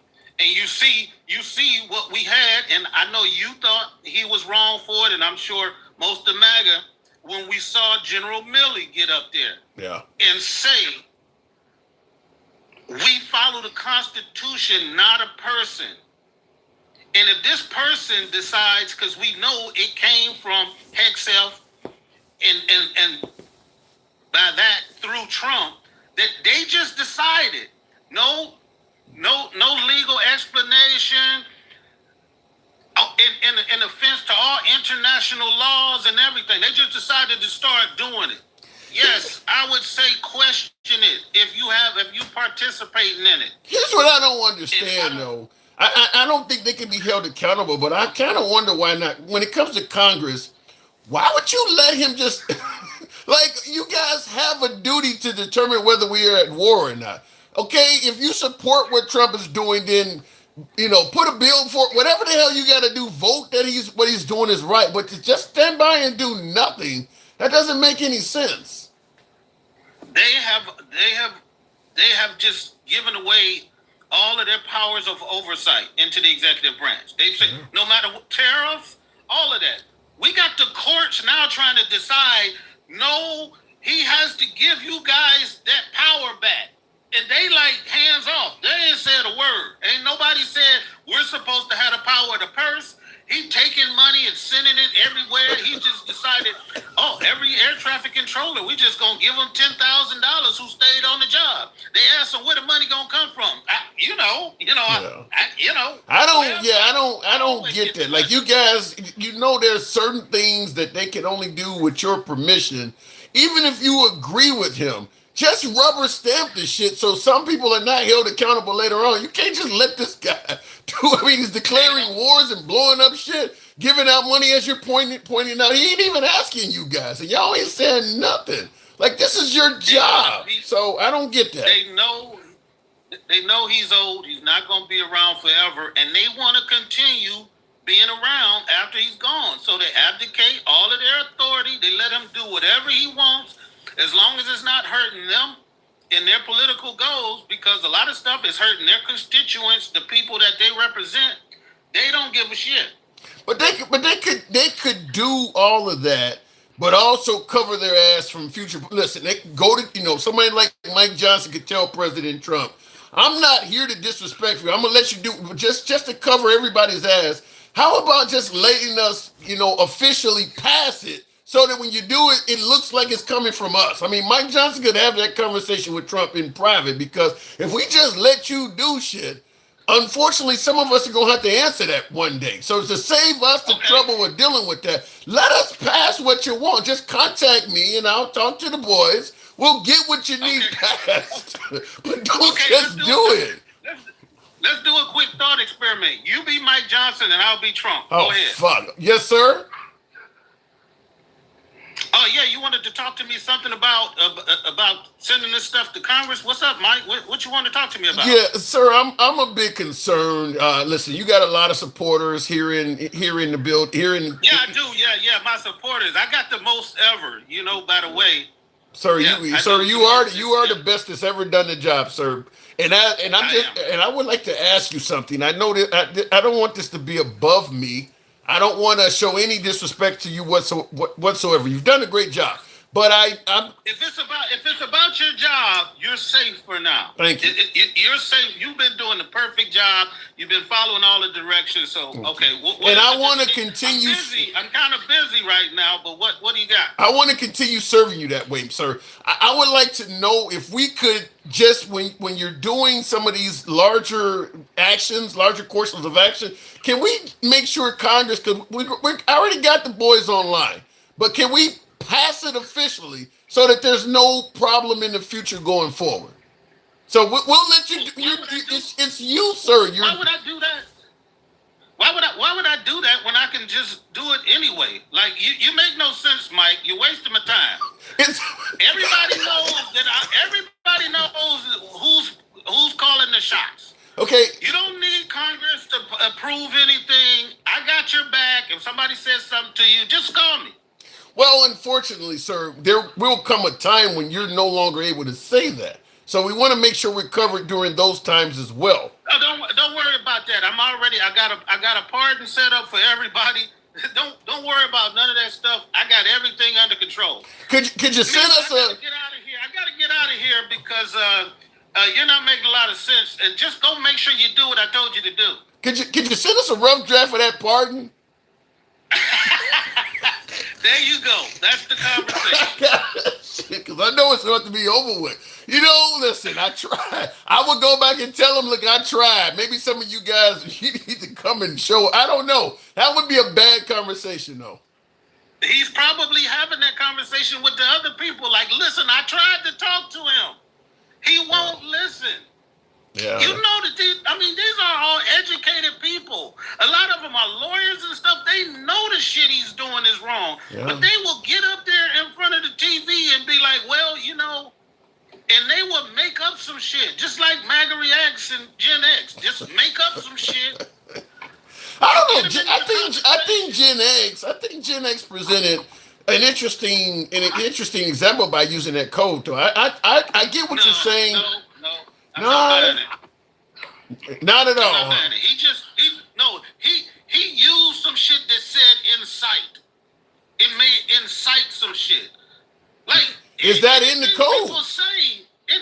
If you're saying do not follow illegal orders, and you saying that might incite some people, why in the hell do we have training annually every year to tell us the same shit over and over again?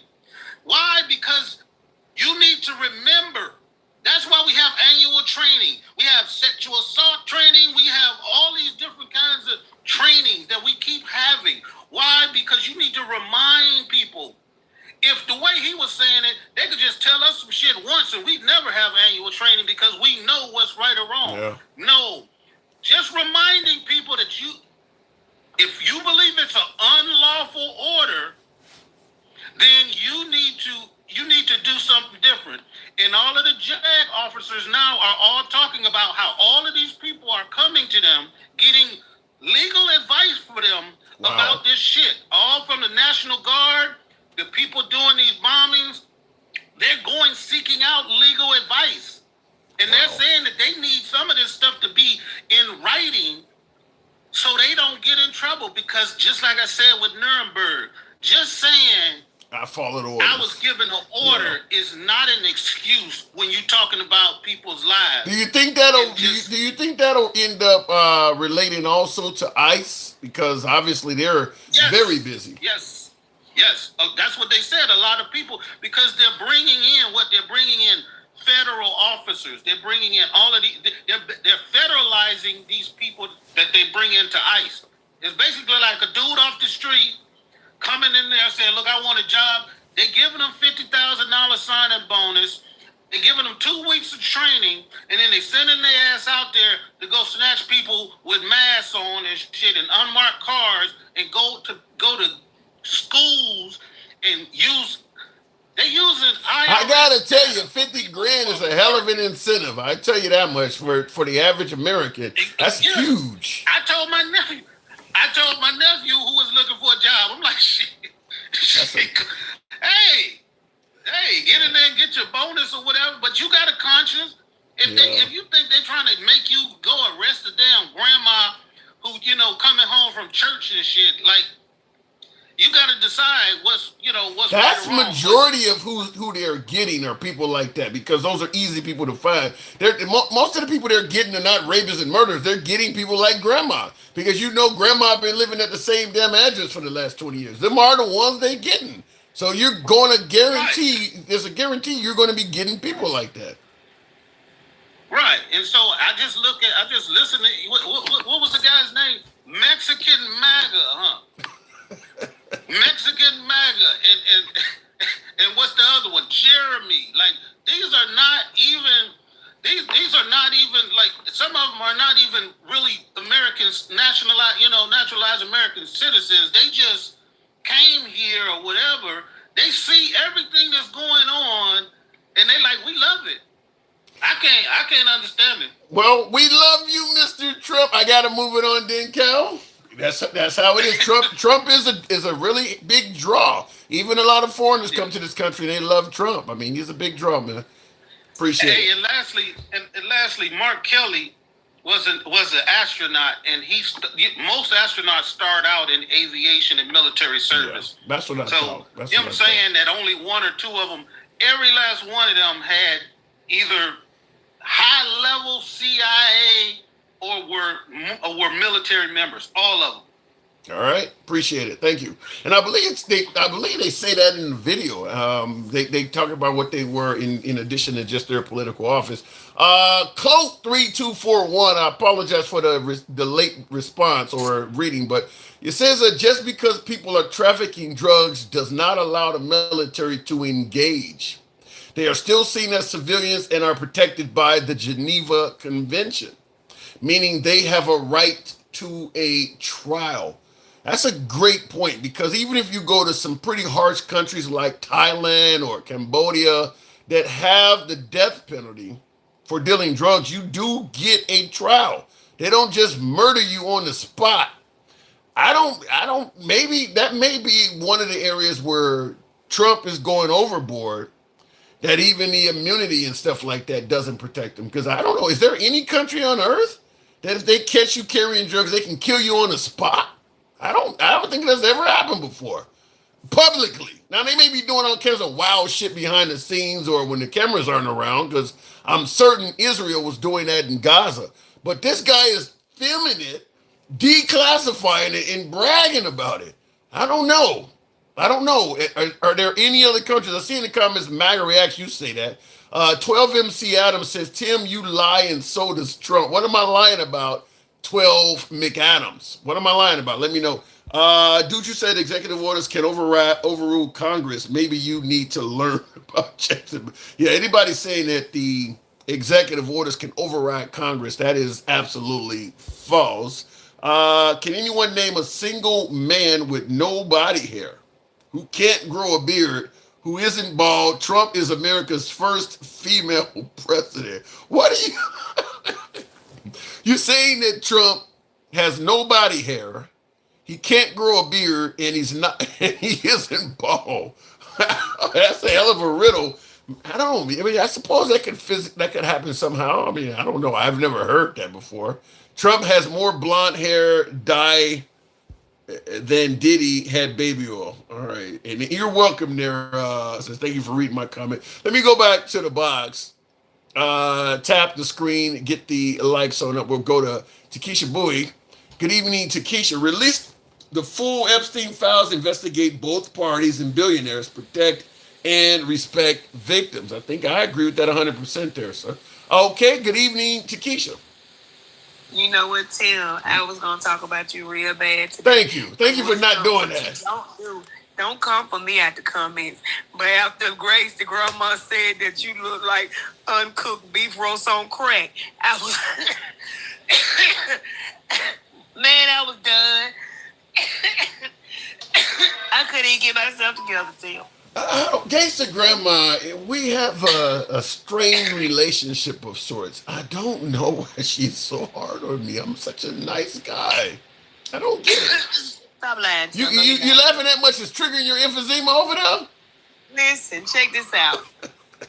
First of all, let me tell Gen X, sir, do you want that sandwich soaked in piss or full of shit like you? Now listen, Tim. I want to respond to MAGA Reacts. Tim, do you remember when Marjorie Taylor Greene was talking about Joe Biden standing all up in his State of the Union, yelling out, calling him names and all that stuff, and talking about the Democrats real bad? Marjorie Taylor Greene has came home, though, to Keisha. Wait a minute. I'm leading somewhere. You remember all that? Yeah. Did she ever say that she received a death threat from the Democrats when she was doing all that? Nope. When Marjorie Taylor Greene came out and was telling Trump he needed to release the files, and Trump came out against Marjorie Taylor Greene, now all of a sudden Marjorie Taylor Greene getting death threats from the right. Yeah. That is but true. They want to talk about we violent. Well, they ain't. Who violent, Tim? They didn't do it, though. She's getting... Tim, who violent? But Tim, who sent her death threat? Oh, any death threats MTG is getting because of this shit is MAGA. Okay, but when she was acting a fool with Biden, mistreating Biden, did the Democrats send her any death threats still? She wasn't complaining of any. Well, they need to cut the crap, okay? Yeah. Enough is enough. But let me say this. Trump retweeted a tweet that someone said about they needed to be unalive. Yeah. But what president? It's already enough you telling people to be quiet, calling them piggy. What president? That's terrible he did that. Let me tell you, that woman ain't had no guts. Because when he had said Whoa. Are you saying you would have attacked or responded to Trump while on Air Force One? You damn right. I would have said, look at here, you fake hair tan wearing bastard. My husband don't talk to me like that. And I'd be damned if I let your little dick ass talk to me like that. I would have threw that mic down, told him to let me out and never say nothing else to me no more in life. I tell you, you just did the best Aunt Esther impression I've ever heard. Now, you gonna say that to him on Air Force One? No way. Sure am. Wow. Yes. That's why he keep acting like he act, because nobody gets back with him. But I don't allow men to talk to me any kind of way. And when I got through with Donald Trump, he would have been looking for me to have me on the live. I would be curious to see how he would respond if a woman did what you just said to his face on Air Force One. He can't kick you off. That's why he keeps on doing it to him, because nobody has given him any pushback. But he ain't ran up on the right He one. might tell the Air Force to take your ass into custody. You be in the back of the plane in some room. Whoop-de-doo. Whoop-de-doo. Man, if you done that to Trump, you would be facing attack. And I see the comments, MAGA reaction. MAGA reaction, I would pay to see that. So would I. You would be dealing with attacks from MAGA for the rest of your natural life. They are.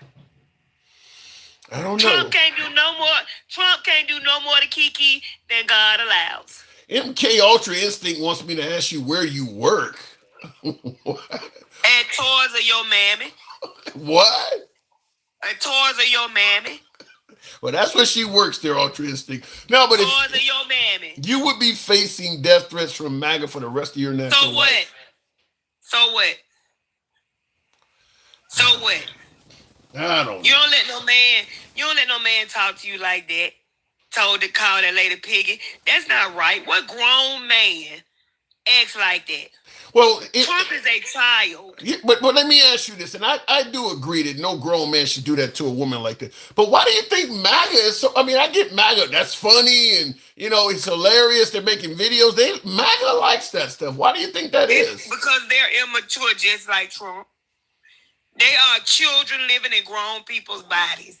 They are very immature. Any grown people that sit up and laugh at a man that act like he on the playground with a bunch of children, name calling, they're immature as well. But maybe we heard it wrong, Takesha. Bama Landscaper says he called her Peggy. Bama, and I live in Alabama. Shut the fuck up. Now you know what? It was locker room talk. Tim. What do you got? Tim. I'm listening. I refuse to even entertain Bama. That man say he called her Peggy. That's what he said. Trump don't know half of the reporters' names that he be talking to, but all of a sudden now he know Peggy. And 12 McAdams says, Tim, stop lying. His comment, he repeated it again, literally below your comment, McAdams. He said it again. Her name is Peggy. He's saying he called her Peggy, not Peggy. Tim. The only person I heard ever said Peggy was whoever said it just now in this live. Well, is her name Peggy? Tim, that lady name probably. Is her name? I'm gonna ask you. Is her name actually Peggy? Name probably just making that up. I don't know what the name of the individual that he was chastising is, but everybody's seen the video of him saying Peggy. He'll be saying he said pretty. Look, there is an inherent skill that MAGA has to twist Trump's words to mean something else. Let me tell you something. They better than Simone Biles, my boy. They be twisting and flipping so hard. They just act like the greatest gymnasts in the world when it comes to Donald Trump. You can get them a gold medal for the way they twist and turn when it comes to him. Yeah, I don't disagree with that. And Amara rightfully points out, if her name is Peggy, why didn't his press secretary clear that up today? And that's a great point. Exactly. That's a great point. Yeah. And then that cross gonna burn through her skin if she keep getting up there with all that lying she be doing. Well, her job is to defend the president. Someone suggested her job is to tell. She gonna go to hell right behind Trump. And when she get to heaven, the Lord gonna say, "Why you ain't tell the truth?" Well, I had to defend Trump. And he gonna say, "You go right on down there and defend him down there too." Well, you got people on the left that are saying, giving excuses for Kamala Harris defending Biden's cognitive abilities. Well, She should have told the truth about that too. Yeah, so it happens on both sides. She should have told the truth about that. All right. I totally agree to him. I think number one is too much lying going on. I think they're blowing up boats without people. First of all, you telling us these folks bringing these drugs over, but the ones that survive, you sent them back to their country. Yeah, that made no sense at all. That is a great point that he blew Why up. they do that if they guilty, Tim, why you send them back to their country, Tim?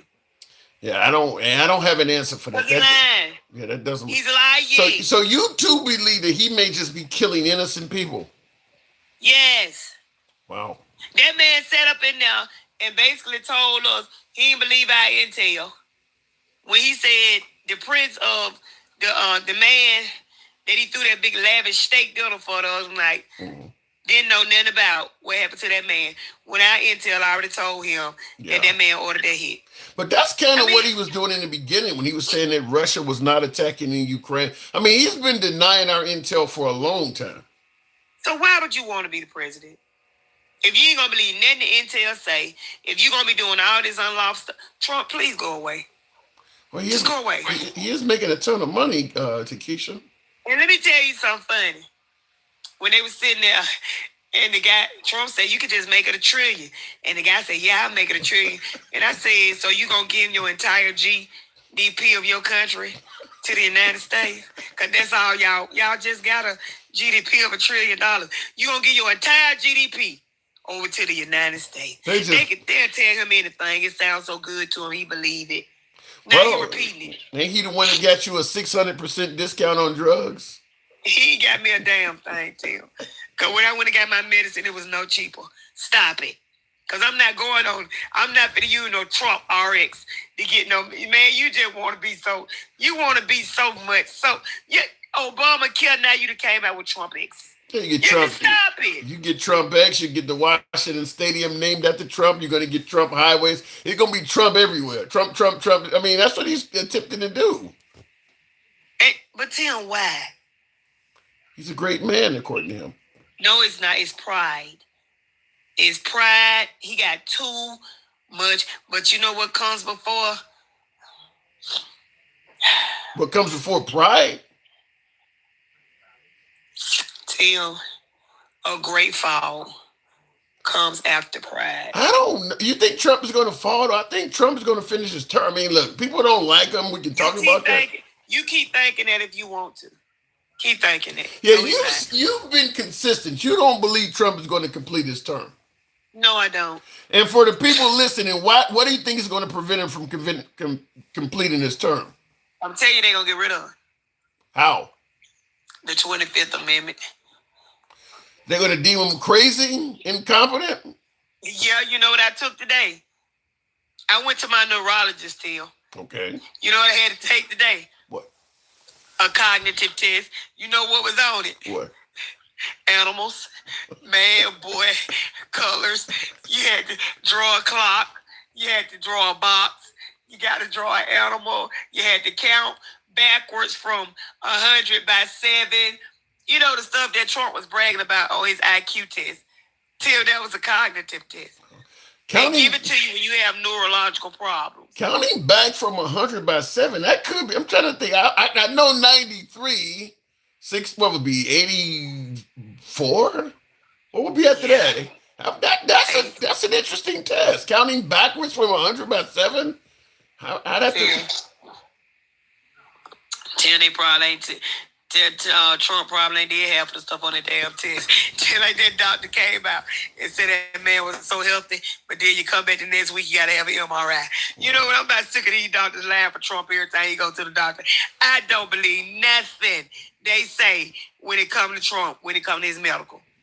So you think they're painting a picture of Trump being in much better condition than he really is? Kind of like what they were doing about Biden.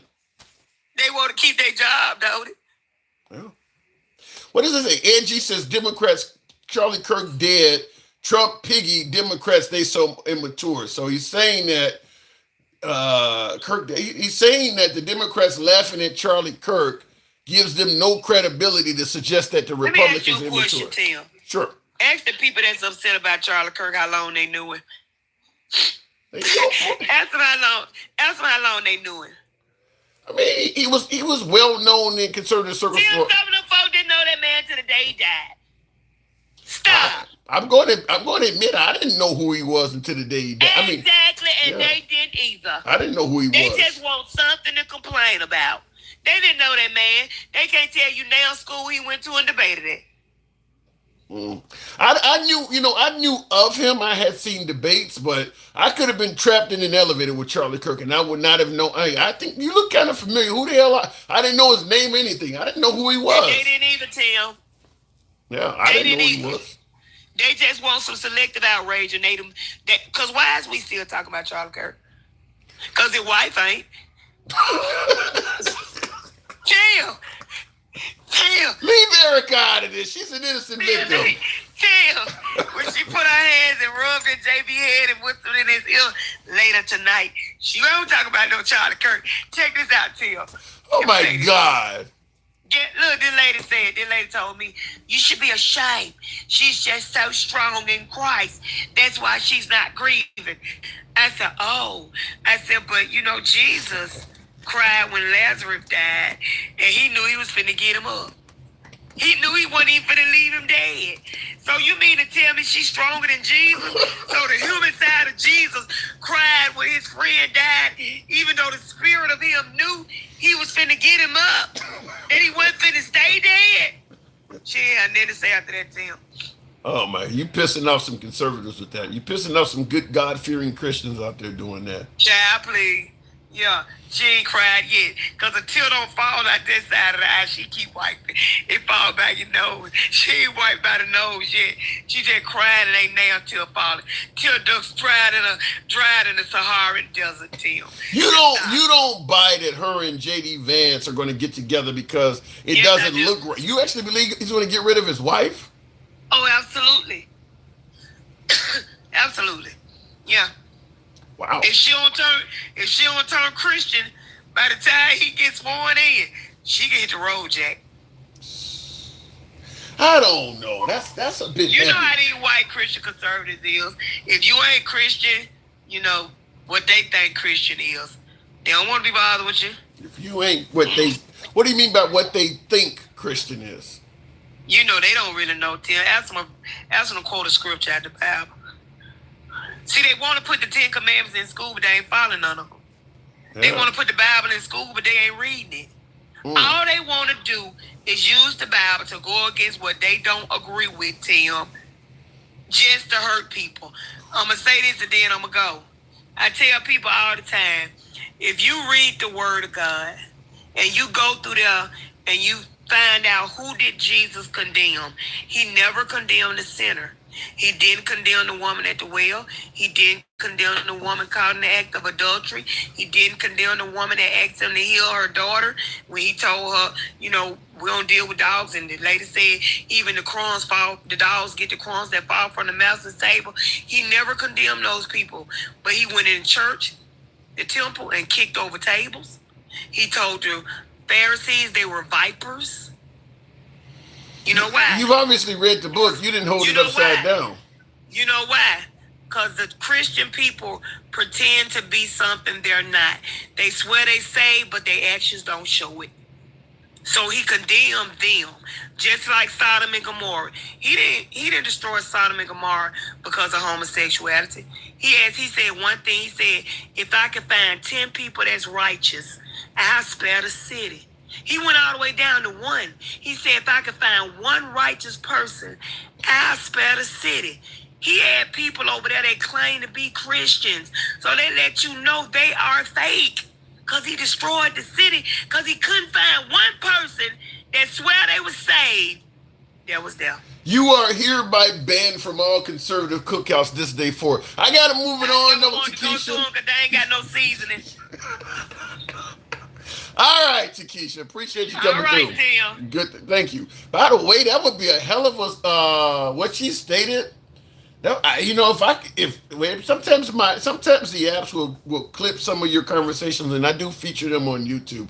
That short, I would like to turn that into a short. Hopefully, what she just said TikTok frames it. Sometimes YouTube does it as well because that's it. Listen, I'm not a big. I don't read the Bible to that level, so I would have to read up what she's talking about because I don't know most of that. But I see a hell of a lot of you folks in the comments agreeing with it. So I'd like to know because if what she's saying is anywhere near true, it does put the what do you want to call it, the Christian nationalists in a really bad light. In a really bad light. Looking in the God bless taco truck, says Sterling. What really?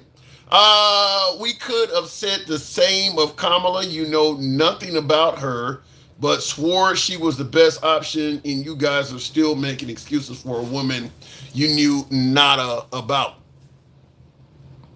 I don't. Are we going to say they didn't know nothing about her? Now, was she the best option? No. I think the problem is what I say all the time is Biden was the worst. Biden made the worst decision by not becoming a transitional president. If Biden had done one term, you probably would not have had Kamala running against Trump. The Democrats would have probably elected someone else. But because Biden stuck around so damn long, they just, as Ed G is rightfully pointing out, gave Kamala the nomination when she didn't earn it. But to folks on the left, she's still going to be a much better option than Trump. So when you say they didn't know her, but they felt she was the best option, I'm going to submit to you that the liberals would have probably chose a dog as a better option than Trump. So I get what you're saying. I'm not disagreeing with you, Ed. They did just make her, they did just propel her to the top. But I'm blaming that on Biden. If Biden had served one term like he led everybody to believe and left the office in January of 2024. This year he would have left the office, but everybody would have knew he was leaving a year or so ahead of time, maybe 2 years ahead of time. That would have given the Democrats plenty of time to find a decent candidate, and that would have probably made things a lot more competitive. Whereas I believe Kamala Harris, all of her votes were anti-Trump votes. I don't think there was a whole lot of people voting out of love of Kamala. I think they were voting out of hate of Trump. I think you could have probably put anybody in Kamala's place that leaned left, and they would have probably got somewhere near the same votes for her. I always bring up that there are some candidates that energize you to vote for them, and there are some candidates we vote for because we don't like who they're running against. Examples, if you go to Trump rallies, Trump supporters are voting for Trump because they like Trump. Mamdani supporters are voting for Mamdani because they like Mamdani. They didn't vote for Mamdani because they hated the other choices. They liked what he was offering, just like MAGA likes what Trump is offering. Same thing with Bernie Sanders supporters. Same thing with the supporters of Barack Obama. They're voting for him because they like the candidate. That ain't what Kamala Harris was getting. She was getting votes because they hated the other person. And that's a problem. That's not necessarily a good foundation to run on. And Kamala Harris kind of saw that. And I see the comments, Miss Mobutter says, get the fuck out of here. Now, you really think that everybody was energized in favor of Kamala Harris? I don't agree with that, Miss Mobutter. You would obviously disagree, fair enough, but I don't believe the support for Kamala Harris was because she was Kamala Harris. I believe it was because she was running against Trump. I don't, because listen, at the end of the day, Kamala Harris had ran in primaries before 2024. The people didn't show her no love at all. There was no huge Democrat love for Kamala Harris. She ran as a standalone candidate for president. Remember, she was claiming that Biden was racist. She was saying that I was that young kid you talked about. She didn't get any support. They voted for Biden. They didn't give her any support. So I don't buy that Kamala Harris got a lot of votes because she's Kamala Harris. Because look at the turnout. Look at the Democrat turnout. So I don't buy that. But anyhow, folks, I do appreciate the 161,000. You guys know how the program is ran. Tap the screen. We don't black ban or censor. Nevertheless, I do got to step away. So feel free to follow the program if you're watching on TikTok, Instagram, or YouTube, or better yet, Facebook. Give us a sub if you're watching on YouTube. We're here most weekdays. Until then, I'll catch you guys tomorrow. Y'all take care.